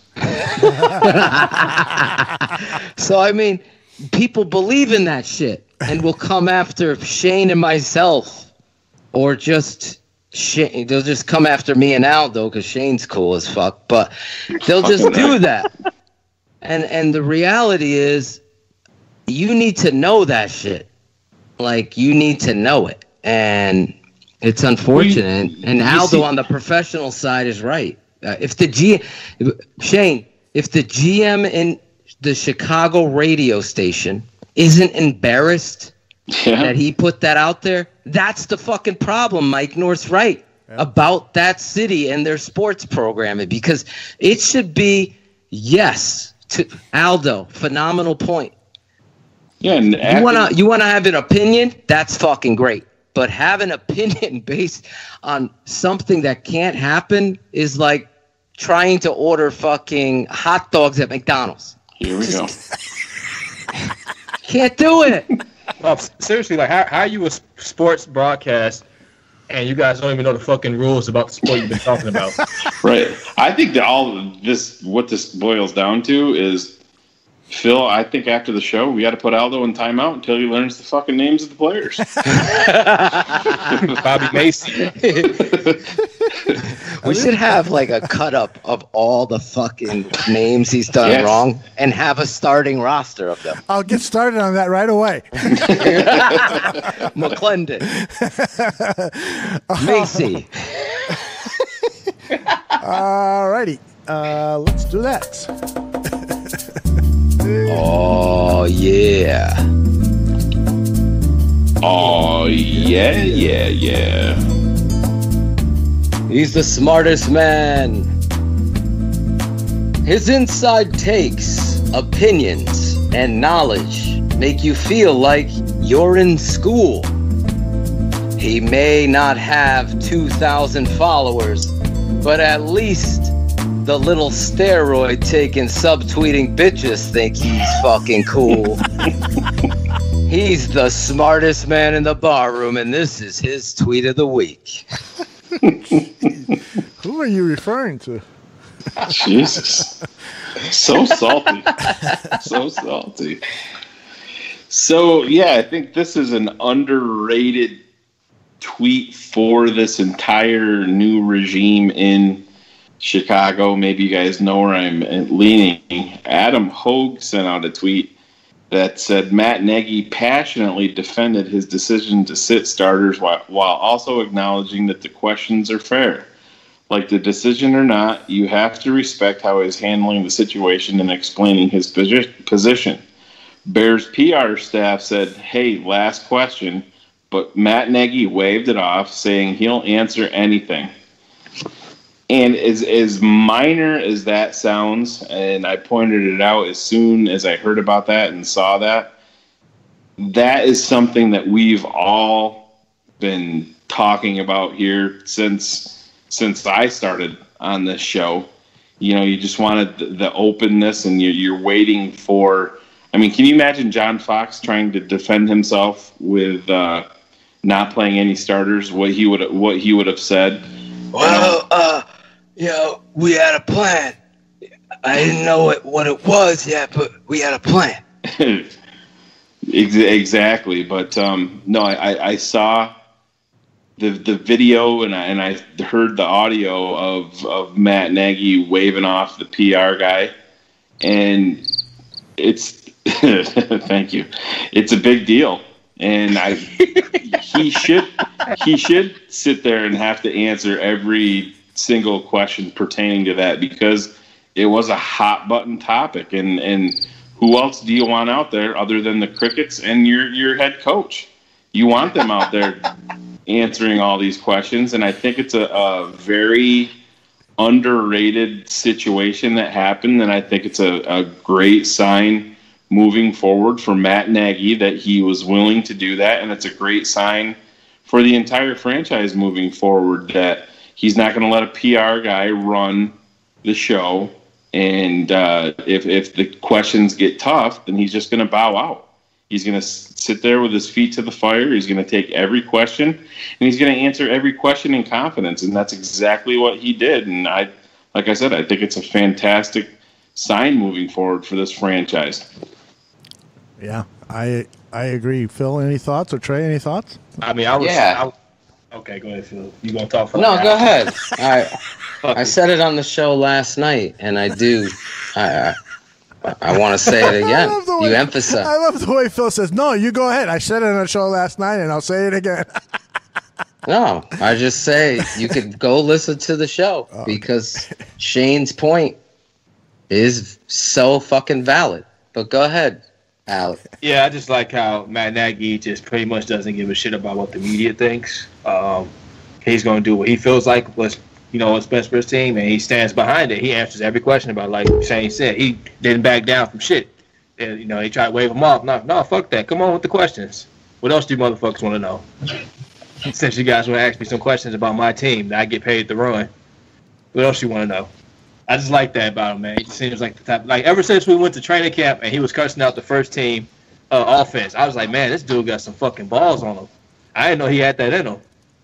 So it's like when you hear, how he responded to the media the other day, it's like, okay, this guy's not fucking around. He wants his team to be successful. He's going to do whatever the fuck it takes for it to happen.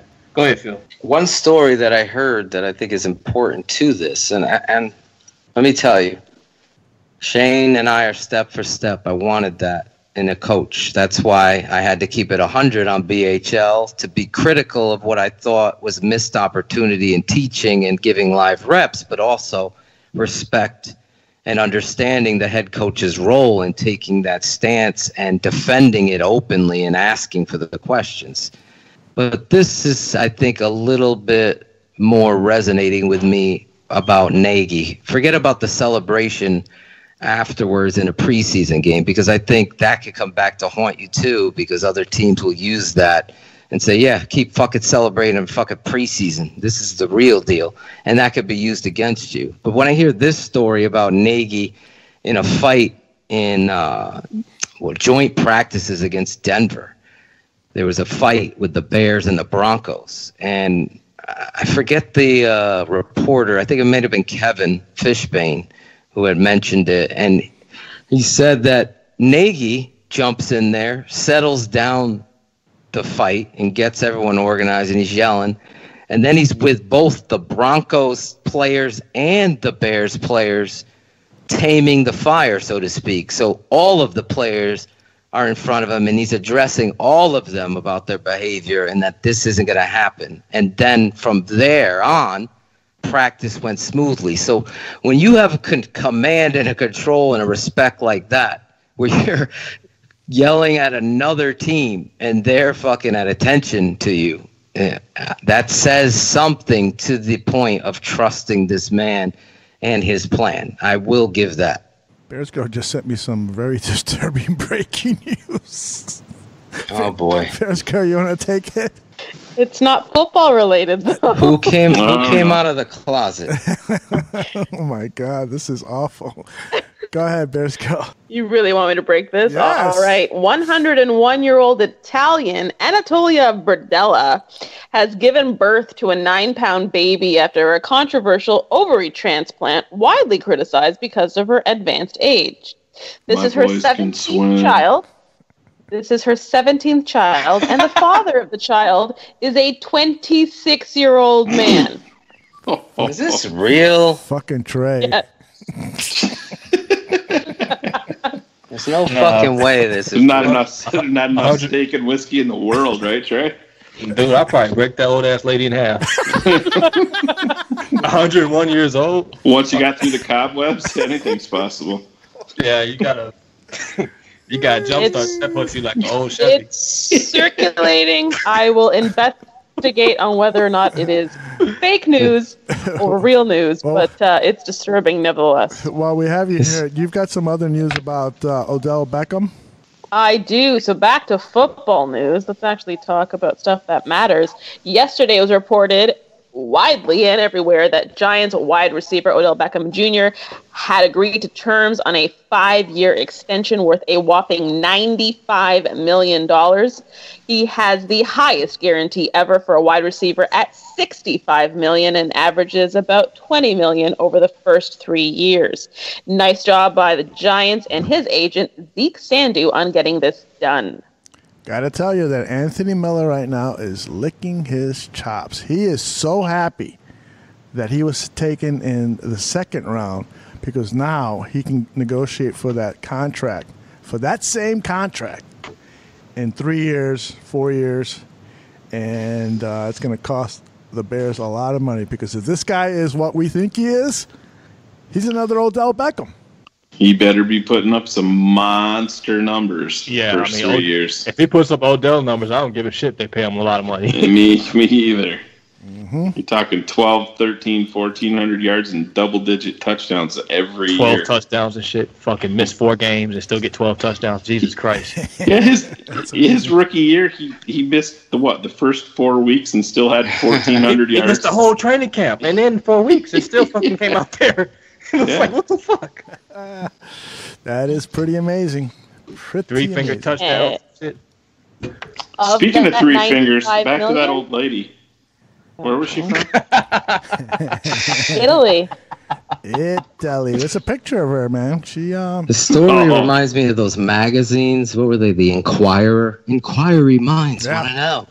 I want to know. She'd be giving birth to an alien or something if it was in there. Alien boy found on the west side of Chicago. Looks like Magoo's like, where's that at? Where's that at? Looks like Western John Fox. Indian. Magoo is like, Daddy, is that you? Can we get a backstory of how they met? A 26-year-old meeting a 101-year-old. He go to bingo night one night or something. J-date. How'd that happen? J-date. Fucking farmersmeat.com. What the fuck? Moving We on. interrupt this programming to bring you breaking news. Bears Ballroom's 100 proof breaking news. All right. The next breaking news is some personal breaking news. I've been invited by NFL Canada to attend their 2018 kickoff season party next Thursday, and I will be in downtown Toronto with fans from all 32 teams, including some former Hall of Famers and former coaches that they've invited, but they won't let us know who. So I will fill you in on all of that. That's pretty awesome. How'd you get invited to that? NFL Canada reached out to me on Twitter and just said, hey, can we get an email address? I'm like, sure. And then they followed me. And then their PR campaign got in touch with me yesterday because I hadn't responded to the invite because it went to my spam and I didn't see it. And they said, Can you take a +1? I am taking a +1. Oh, I am actually taking a Vikings fan with me, of all people. But Oh man! all of my what happened to Toronto the Bears fans were not available. What happened to the long talker? Oh, yeah. John is a 49ers fan, and he's about 2 hours away, so he's not coming to the city for a 3-hour party. Okay, well, I promised we were going to get all this into 2 hours, and we're close. We got one more breaking news.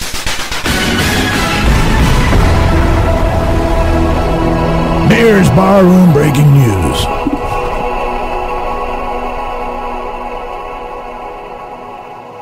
So I will let all of our listeners know that this is my very last 100 proof as a regular cast member.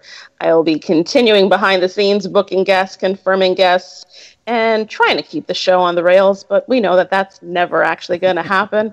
And I will actually be moving nights and podcast celebrities.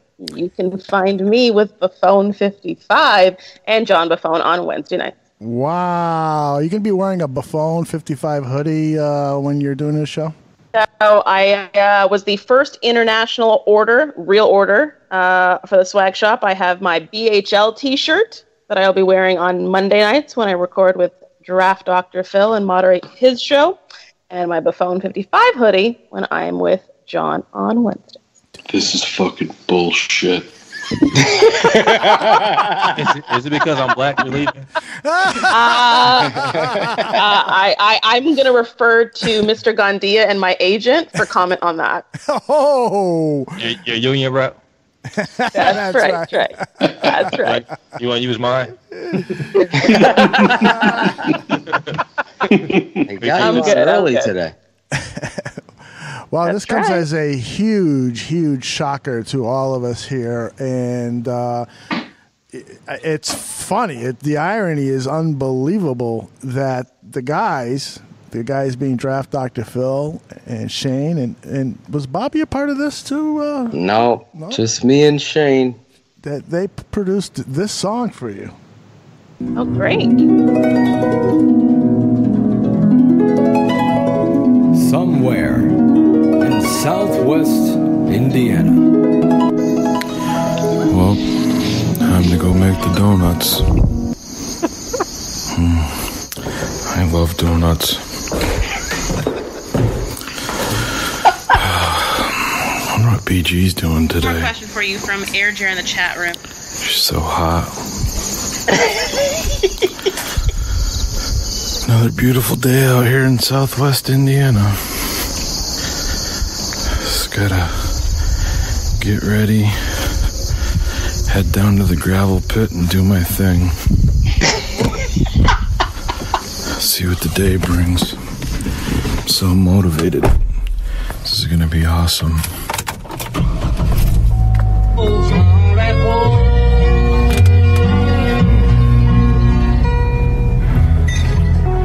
Willie Nelson here. Willie Nelson. Can't listen to Willie this early in the morning. I'll get too hype on my way to work. I'll be naked by the time I get there. There's gotta be something better on the radio. Bye bye, Miss Canada Dry. Drove without no toucan. We're surprised you survived. You came from nowhere as a Canadian ball fly. Next thing you're moderating Bears Our Life. Stackroom's loving you tonight. Next thing you're moderating Bears Our Life. Canada. I fucking hate Canada. Except for BG.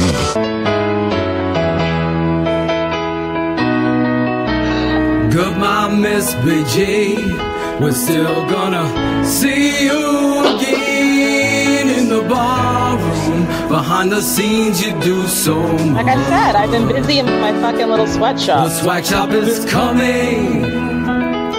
You work so hard that it's insane. You're the moderator. Breaking news is just your game. But it seems to me that you lived your life confusing great food for poutine. Oh, Jesus Christ. Never knowing what will bring you to 100 proof again. Just come on 100 proof. Should've loved you more. I can't listen to a song about poutine this early in the morning. If it was about poutine, I'd be all about it. There's gotta be something better. This is WKIP in Southwest Indiana. We're coming up to the top of the hour, and this one's going out to Johnny Buffon, to his special girl out in Toronto. Fuck that John Buffon. BG's last show's tonight.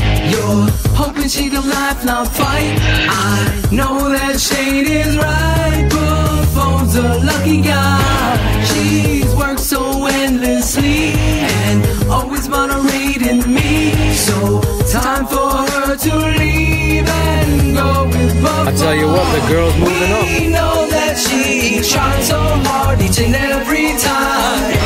Don't be a fool, there's more in store. BG, bye, bye, bye. BG's last night. Canadian wine, some prefer a beer. Fuck that John Buffon and Breaking his news muscles. is what you did on the air. You started slow, somehow you worked your way up. Had us all disgusted by your chips with that ketchup. When you traveled the world while we worked instead. BG is making swag shop designs on Swag shop, whatever it's called. Cheers, calling BG Angel. You're my angel, baby. You're my angel, baby. PG. Oh, this has gotta be some sort of sick, twisted joke. Me, I miss BG. More airtime is what I need. Phil talks too much. Shayne equally. Oh, Canada. Chat room is aflutter. More airtime for BG. Yes, please.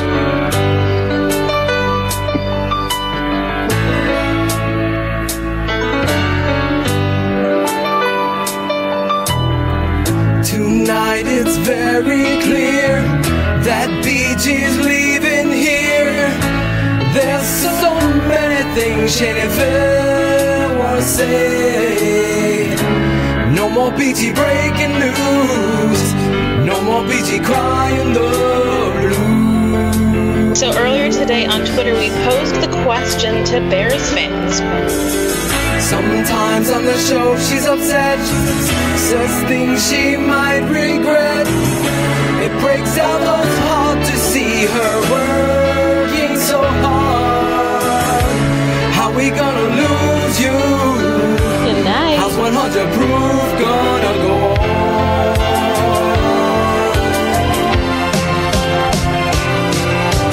Canadian who came from Toronto.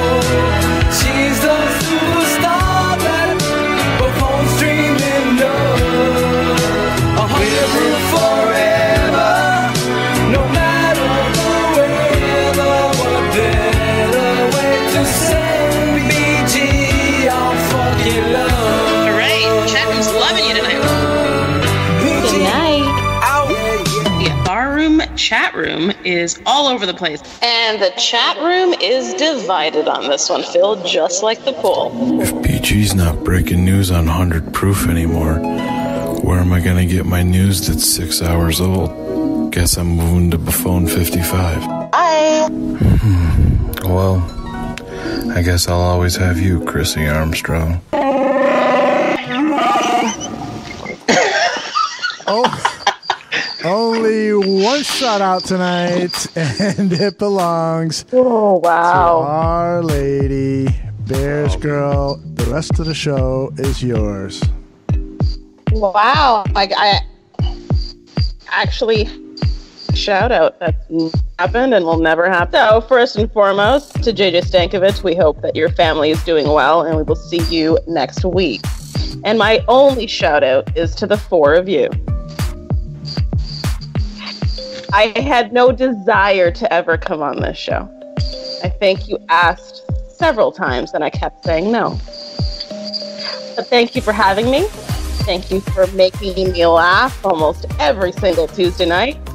Only cry once or twice. And know that I will always be behind you, behind the scenes, and supporting you guys.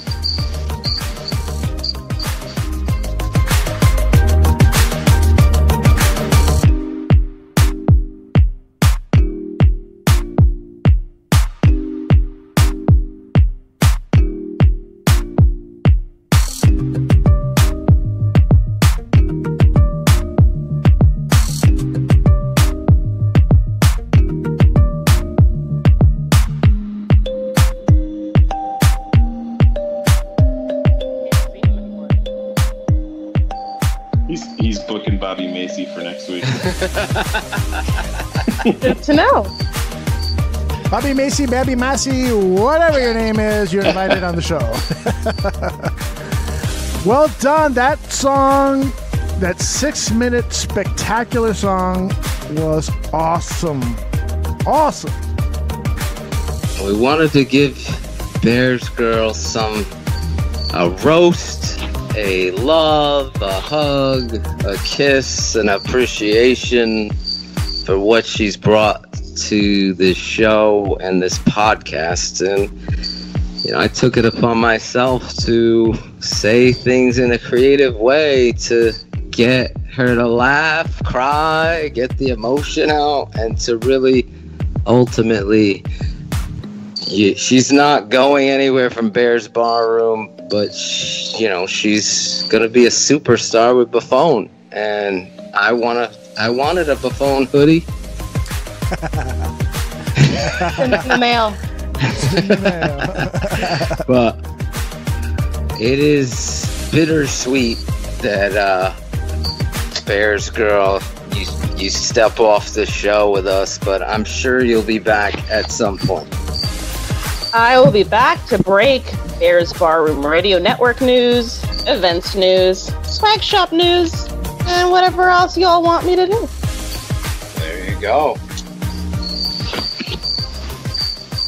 Shayne, You too, Chris. tremendous acting. Yeah, I know. If you think listen, Mike North has a role for you actually in this movie. when you listen to the podcast version tomorrow, BG, and listen back to the song, you'll hear the crickets when I'm literally walking out to my truck, getting instructions from Phil on what he needs me to do. And I'll have you know, the whole Willie Nelson thing fell into place just on a whim. My God. Phil, was that absolutely perfect or not? It was perfection. This song was meant to be. I wanted a way to say how you don't make things and create things the way I do unless you appreciate somebody. I don't know that I've done a better production than this, bringing all these pieces of the show to say goodbye and bring it in a creative way. I came up with all the songs, I came up with all the lyrics, the idea of the transitions, and Shayne, I'm like, I got this idea. You got to be dead air chair, but you got to walk out and pretend you're going to work because I need the car door, and then I need you to start the car. And then we're going to tell the story of how you changed the channels to all these songs for BG. And fucking Shayne, one take Shayne. I thought Schofield was good. He's like, is this good? I go, he's like, Phil, I think I landed a money. I go, and then I listened money to shot, yeah. And he certainly did. Just imagine sitting in my living room as my family watches me. And I'm fake crying as dead air Jersey. They're looking at me like, what the fuck is he doing in there? Yeah, you must have been on the top of your fucking class.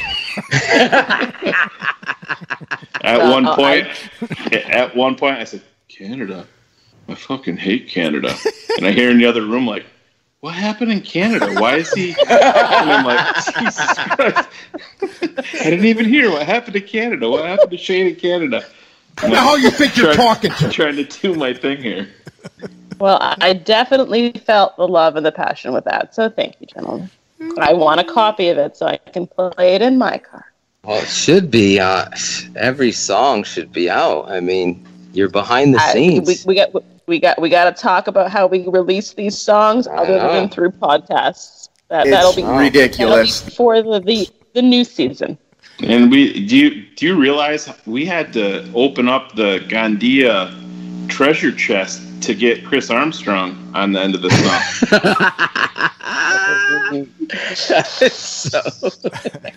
That was Shayne's tremendous writing, by the way. We wrote this whole plan together, so.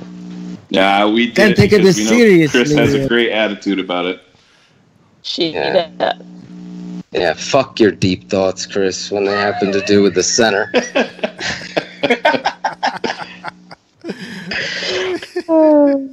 Come meet me at Portillo's and let's get it on. Let's get it on. Yes. Yeah. Finally, he fucking didn't have it last night on me, Shayne. Oh, man. I tried securing Portillo's as a sponsor today. I don't know if you guys saw that on Twitter. That was my vote for Tweet of the Week. I wrote them a letter today. You actually did something on Twitter?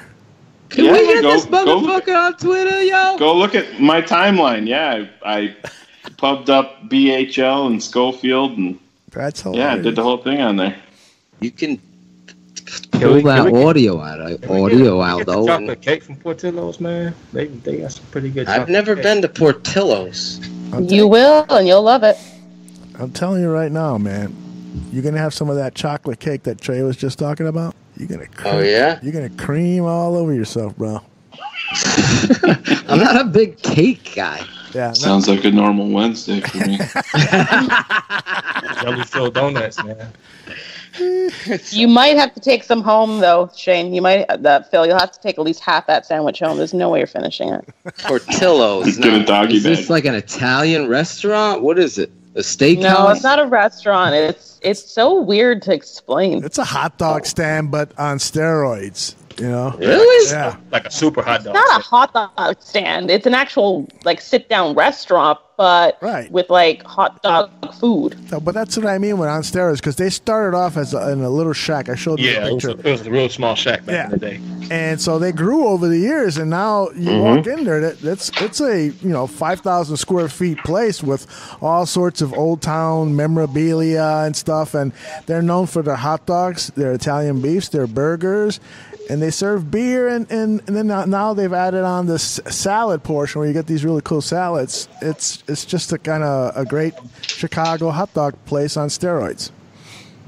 Well, I look forward to going and dining. Yeah, baby, we're gonna be there. Well, Portillo's it is. I gotta see the menu though. I eat specific now. I have to. We'll go. I'm not sure what you're going to be able to eat on the Portillo's menu, Phil. You might have to have It might be a cheat day. Vegan or something? It's going to be a cheat day. No, I'm not that's no you, vegan. Trey. I'm all about the meats. I'm like Arby's. You gotta have an Italian beef, man. If you eat Arby's, you'll love Portillo's. Yeah. Let me ask you this: did you ever, as a kid, sleep over another kid's house?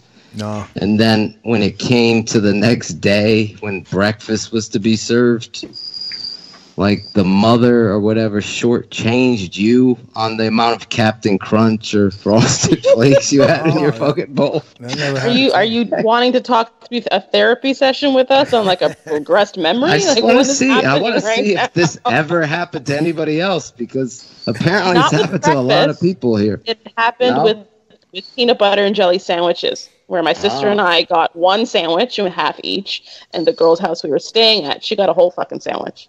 They gave you a half a They sandwich? gave you half. You split Gave it. us half. What Yeah. was that, some prison shit? Cricket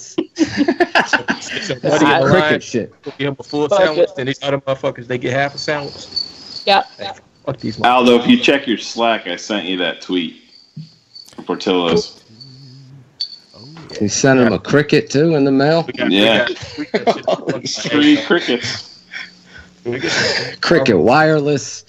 Gift cards or something for fucking Portillo's or what? Oh, Portillo's. It's the third show it's come up on. Yeah. Adam Rank give him a shout out. Yeah, Mark Yeah, Schofield. yesterday with Mark. I told them. I told Portillo's these guys have almost 500,000 followers.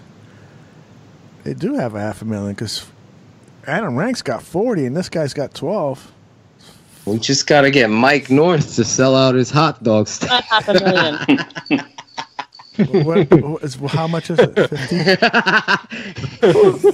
Aldo's 40 math. and 12, it's 52,000. That's what I meant. 52,000.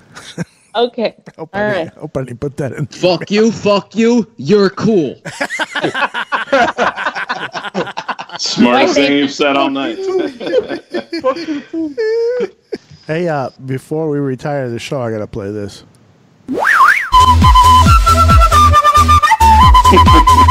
Oh yeah. Breaking tweets from the Twitter desk. Here's BearsGrl.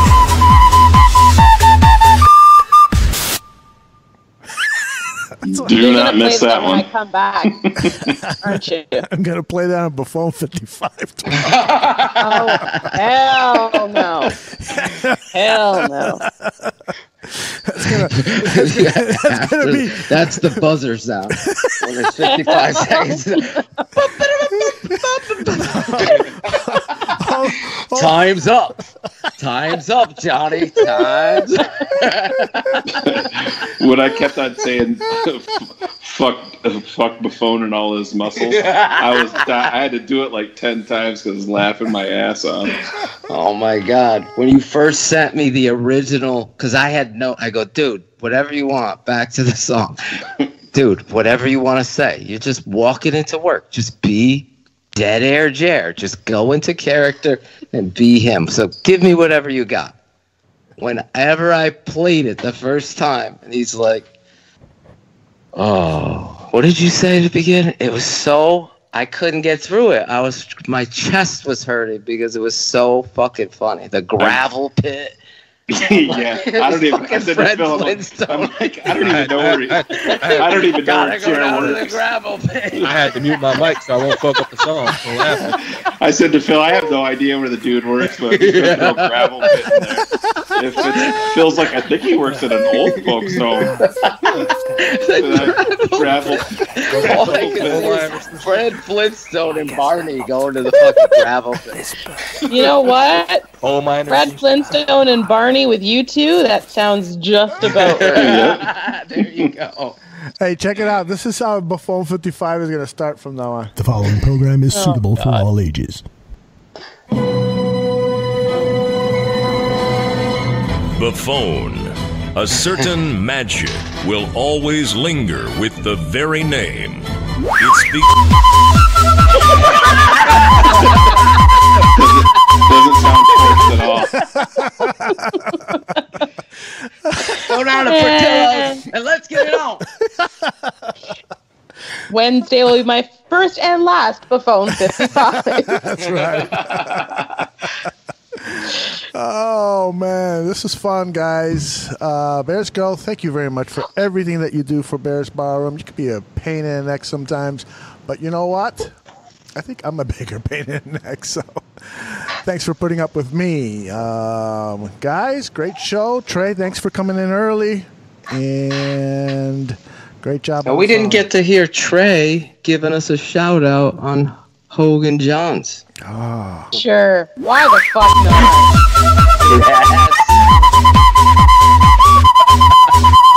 Breaking tweets from the Twitter desk. Here's BearsGrl. We have another celebrity in the house. Trey Busy, the man of the hour, was on Hogan Johns earlier today. Rock on, guys. Trey Busy from the Bears Barroom. You guys have one of the best podcasts in Chicago. But I just want to say, Javon Williams, 7th round pick. I have no idea how he went that far back in the draft, but that guy's going to be special. He needs to see the field a lot this season. Nicely done. There he is. It's all about One plugging the take, Trey. Bears Barroom. One take, Trey. Bro, how come you don't bring it like that to the show? Damn. I'm just busting his balls. I'm just busting his balls, man. Jeez. Well, I think I was sober when I did that one. So, would I be mistaken whiskey if I was sober when I did my segment? Hell no. You got to bring that steak and you got to bring that whiskey. You got to bring the people what they want, man. That's right. All right, gang. I think So I have dueling crickets now. They're on each side of the fucking room. I got them in stereo. Man. Hear this? So are they mating or something? They got a fucking cricket orgy going on. That sounds fucking hot. I'll be right back. When crickets attack.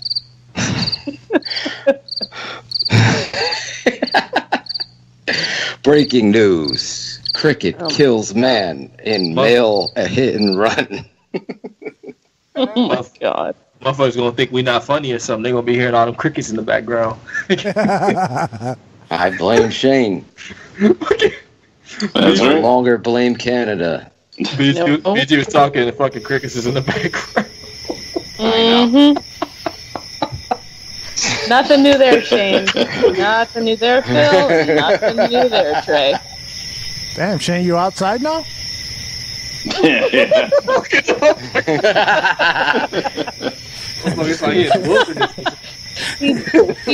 What he didn't tell us is his bathroom is actually an outhouse, and that's where he is. No, I moved out of the bathroom 2 hours ago, unfortunately. Just another beautiful night here in Southwest Indiana. Gotta get down to the gravel pit and do my thing. Willie Nelson. I can't listen to Willie Nelson this early in the morning. I'll be naked before I get to work. I get too hyped. Oh my God. Dude, that fucking song is worth an Emmy, for God's sake. The amount of time and cuts and all these things I had to put together. A Grammy. Yeah, I have about 50, Grammy, yes. I need about 50 Aldo to put voice video memos to on get the my Emmy. phone. Just committed to this one song of Dead Air Dare. So, hey, girl. Wow, what a show to end on. I love it. I forgot to call works for something to get out the. Sorry, I forgot the fucking tweet eater, big James up in upstate New York. Next week. Promise. Next week. We got you. Promise. Aldo with the perfect drops. The cricket drops. Oh, you're... That'd be so fucked up. That's going to be Shayne. Next week when we get Stankevitz on, when Shayne goes to ask him a question, just play the cricket. He's back. What makes you think the Crickets won't be back next week? Yeah. I know. Do you know Shayne? Yeah. Shayne will have a fucking exterminator out Did you there. you guys see the commercial with those fucking salt bug guns? When you put salt in the gun, Yeah. you shoot bugs with it. Yeah, I've seen That's that. That's gonna be fucking Shayne when we get off the podcast. No. Hunting crickets. Salt, and shit I'm with buying a salt. fucking Uzi. I'm about to hunt some crickets. Trying to take some crickets down. Hila's gonna get home from work tomorrow. There's gonna be holes in the fucking sheetrock all over our new house. That reminds me of a story. In between marriages, I had to move into my into an apartment that my buddy was renting in the back of his house. It was like where 100 years ago, where the slaves lived or something. I don't know what it was.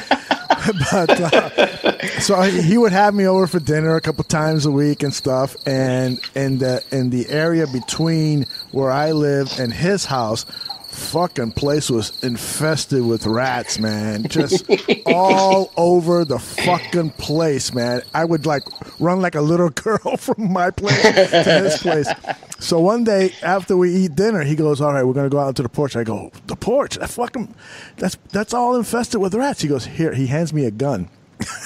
And we go out there, we start shooting rats. Oh my! How old were you? I was like 24, 25. Oh, 24. Aldo was like, were you nervous to shoot the rat? Oh my gosh! I would see a rat, and then I would pretend I had like an automatic weapon. I'm firing all over the fucking place in the air and stuff. The sideways shot. Exactly. Like the gang. And my buddy is saying, "Careful, man, careful." I was like terrified of fucking rats. Now I'm shooting. Hold on. Everyone be quiet. Just Shayne, keep your mic hot. Bring the cricket back. Okay, here we go. Yeah. All right, boys and girls, gather around. We're at a camp out. I'm Camp Counselor Mike. And I really like you, boys and girls, so gather around. Wait a minute. Let me put my pants on. Let me tell you this spooky story. There was this big, bad president. And he really had a lot of rules. And he wanted all the kids to separate. He wanted the rich kids over there and the poor kids over there and the Mexicans behind the wall. What? Jesus Christ. That's your story. I think the cricket drops that Aldo's playing are actually egging these fuckers on. I'm not lying. Is he really playing drops? I thought he was your house. He's been playing drops the whole time for like the past half hour. Dude, don't ruin the show. I'm gonna turn. Don't give away the magician's tricks. I'm gonna turn it off right now. Now you can hear him. No, I don't hear. You hear it? Yeah, a little right bit. there. A little bit. Yeah. It's like a little baby cricket. Yeah. Oh, that would annoy. That's gonna annoy you fucking all night, bro. Yeah, 4 well, o'clock. yeah, I gotta get up at 4. Awesome. Yeah. So. Well, we're finished early. I know. Kill it. We did it. Did you see that fucking? Did you see that fucking little bug thing? They bug grabber shit that they're using to grab. Oh yeah, like they come outside and shit. Dude, I saw it grabs with like strings. It looks like a brush, kind of. Brush. Like it grabs it. Oh yeah, I've seen it. Like, grab spiders. It doesn't kill them. Yeah. My Nike slide got like 10,000 bodies. Save the bugs, Trey. Look, my shoes got like 10,000 bodies on them from bugs. Dude, I gotta tell you this one. Look, Shayne, hey, look, Phil, I'm telling you, some of the spiders look in that video look big enough to pay bills at the house. Yeah, they do. I'm big in my house, so you ain't paying no bills. You in the truth. Hell no, that dude's getting fucking smashed. Hey, we never talked about Mitch's beard. He's got to get rid of that thing, right? That's all sorts of craziness. Wait, are you dead air, Jared, now, or Shayne? I was confused for a second. Oh, I love his beard. That's he has like 2/3 of a beard. That's not even a full beard. Yeah, I don't know right, what's it's like going an on Amish. there. It looks like an Amish guy. I heard he's not shaving until he plays. That was the really Amish guy. Yeah, no. He does look like an Amish guy. That's a big ass Amish motherfucker. He's swole as hell. To all the Amish barflies listening right now, there's nothing wrong with that. They're in the XL category. Yeah. So I had this giant creature in my house, right? So my daughter's like, Daddy, there's a bug. I can't go. I'm like, me and Steph are down in here in the man cave. We're like, what are you talking about? Because you have to go down the stairs. Isabella, she's going to be 16. She don't want to go up the stairs. She's like, oh, it's a huge bug. I'm like, can you stop being ridiculous? It's a ladybug. Go get the paper towel and kill it. She's like, no, it's too. So I go over after a minute. I'm like, what the fuck are you talking about? All of a sudden, it looks like a fucking bat. So I'm looking at it. I'm like, what the fuck is this?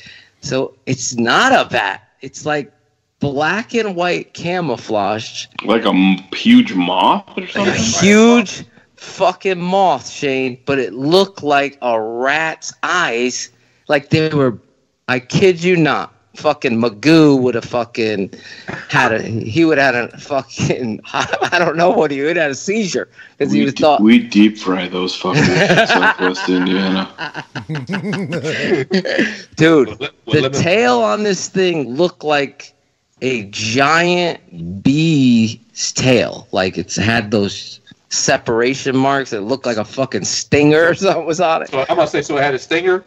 It looked like a fucking stinger with red demon eyes and black and white. No, that's a moth dick. Holy. Moth dick. They're packing.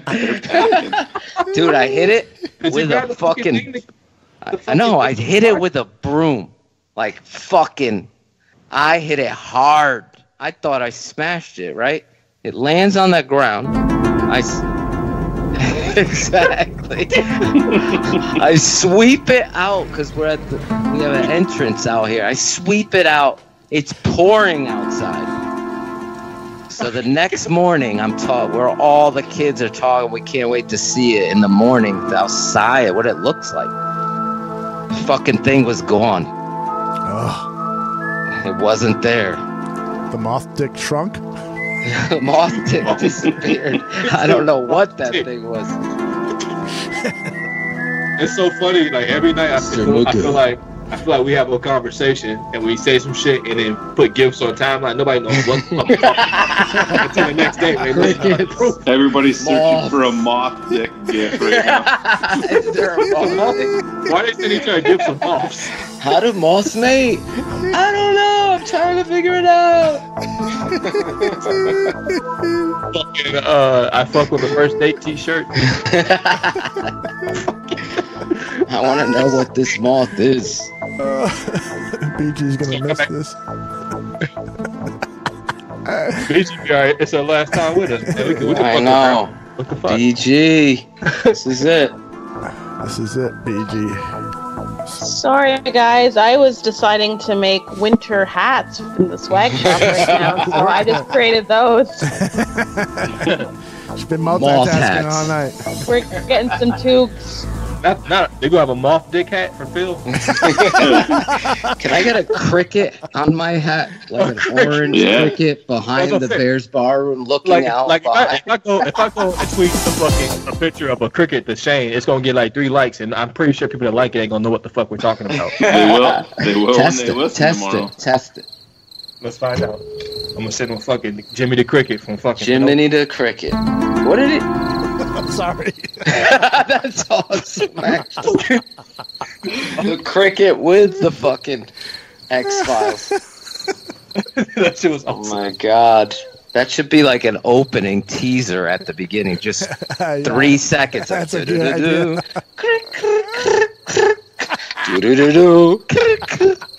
Then open the show. No, what was it like? What the fuck is that? And then You'll find out. Holy cricket, Shayne.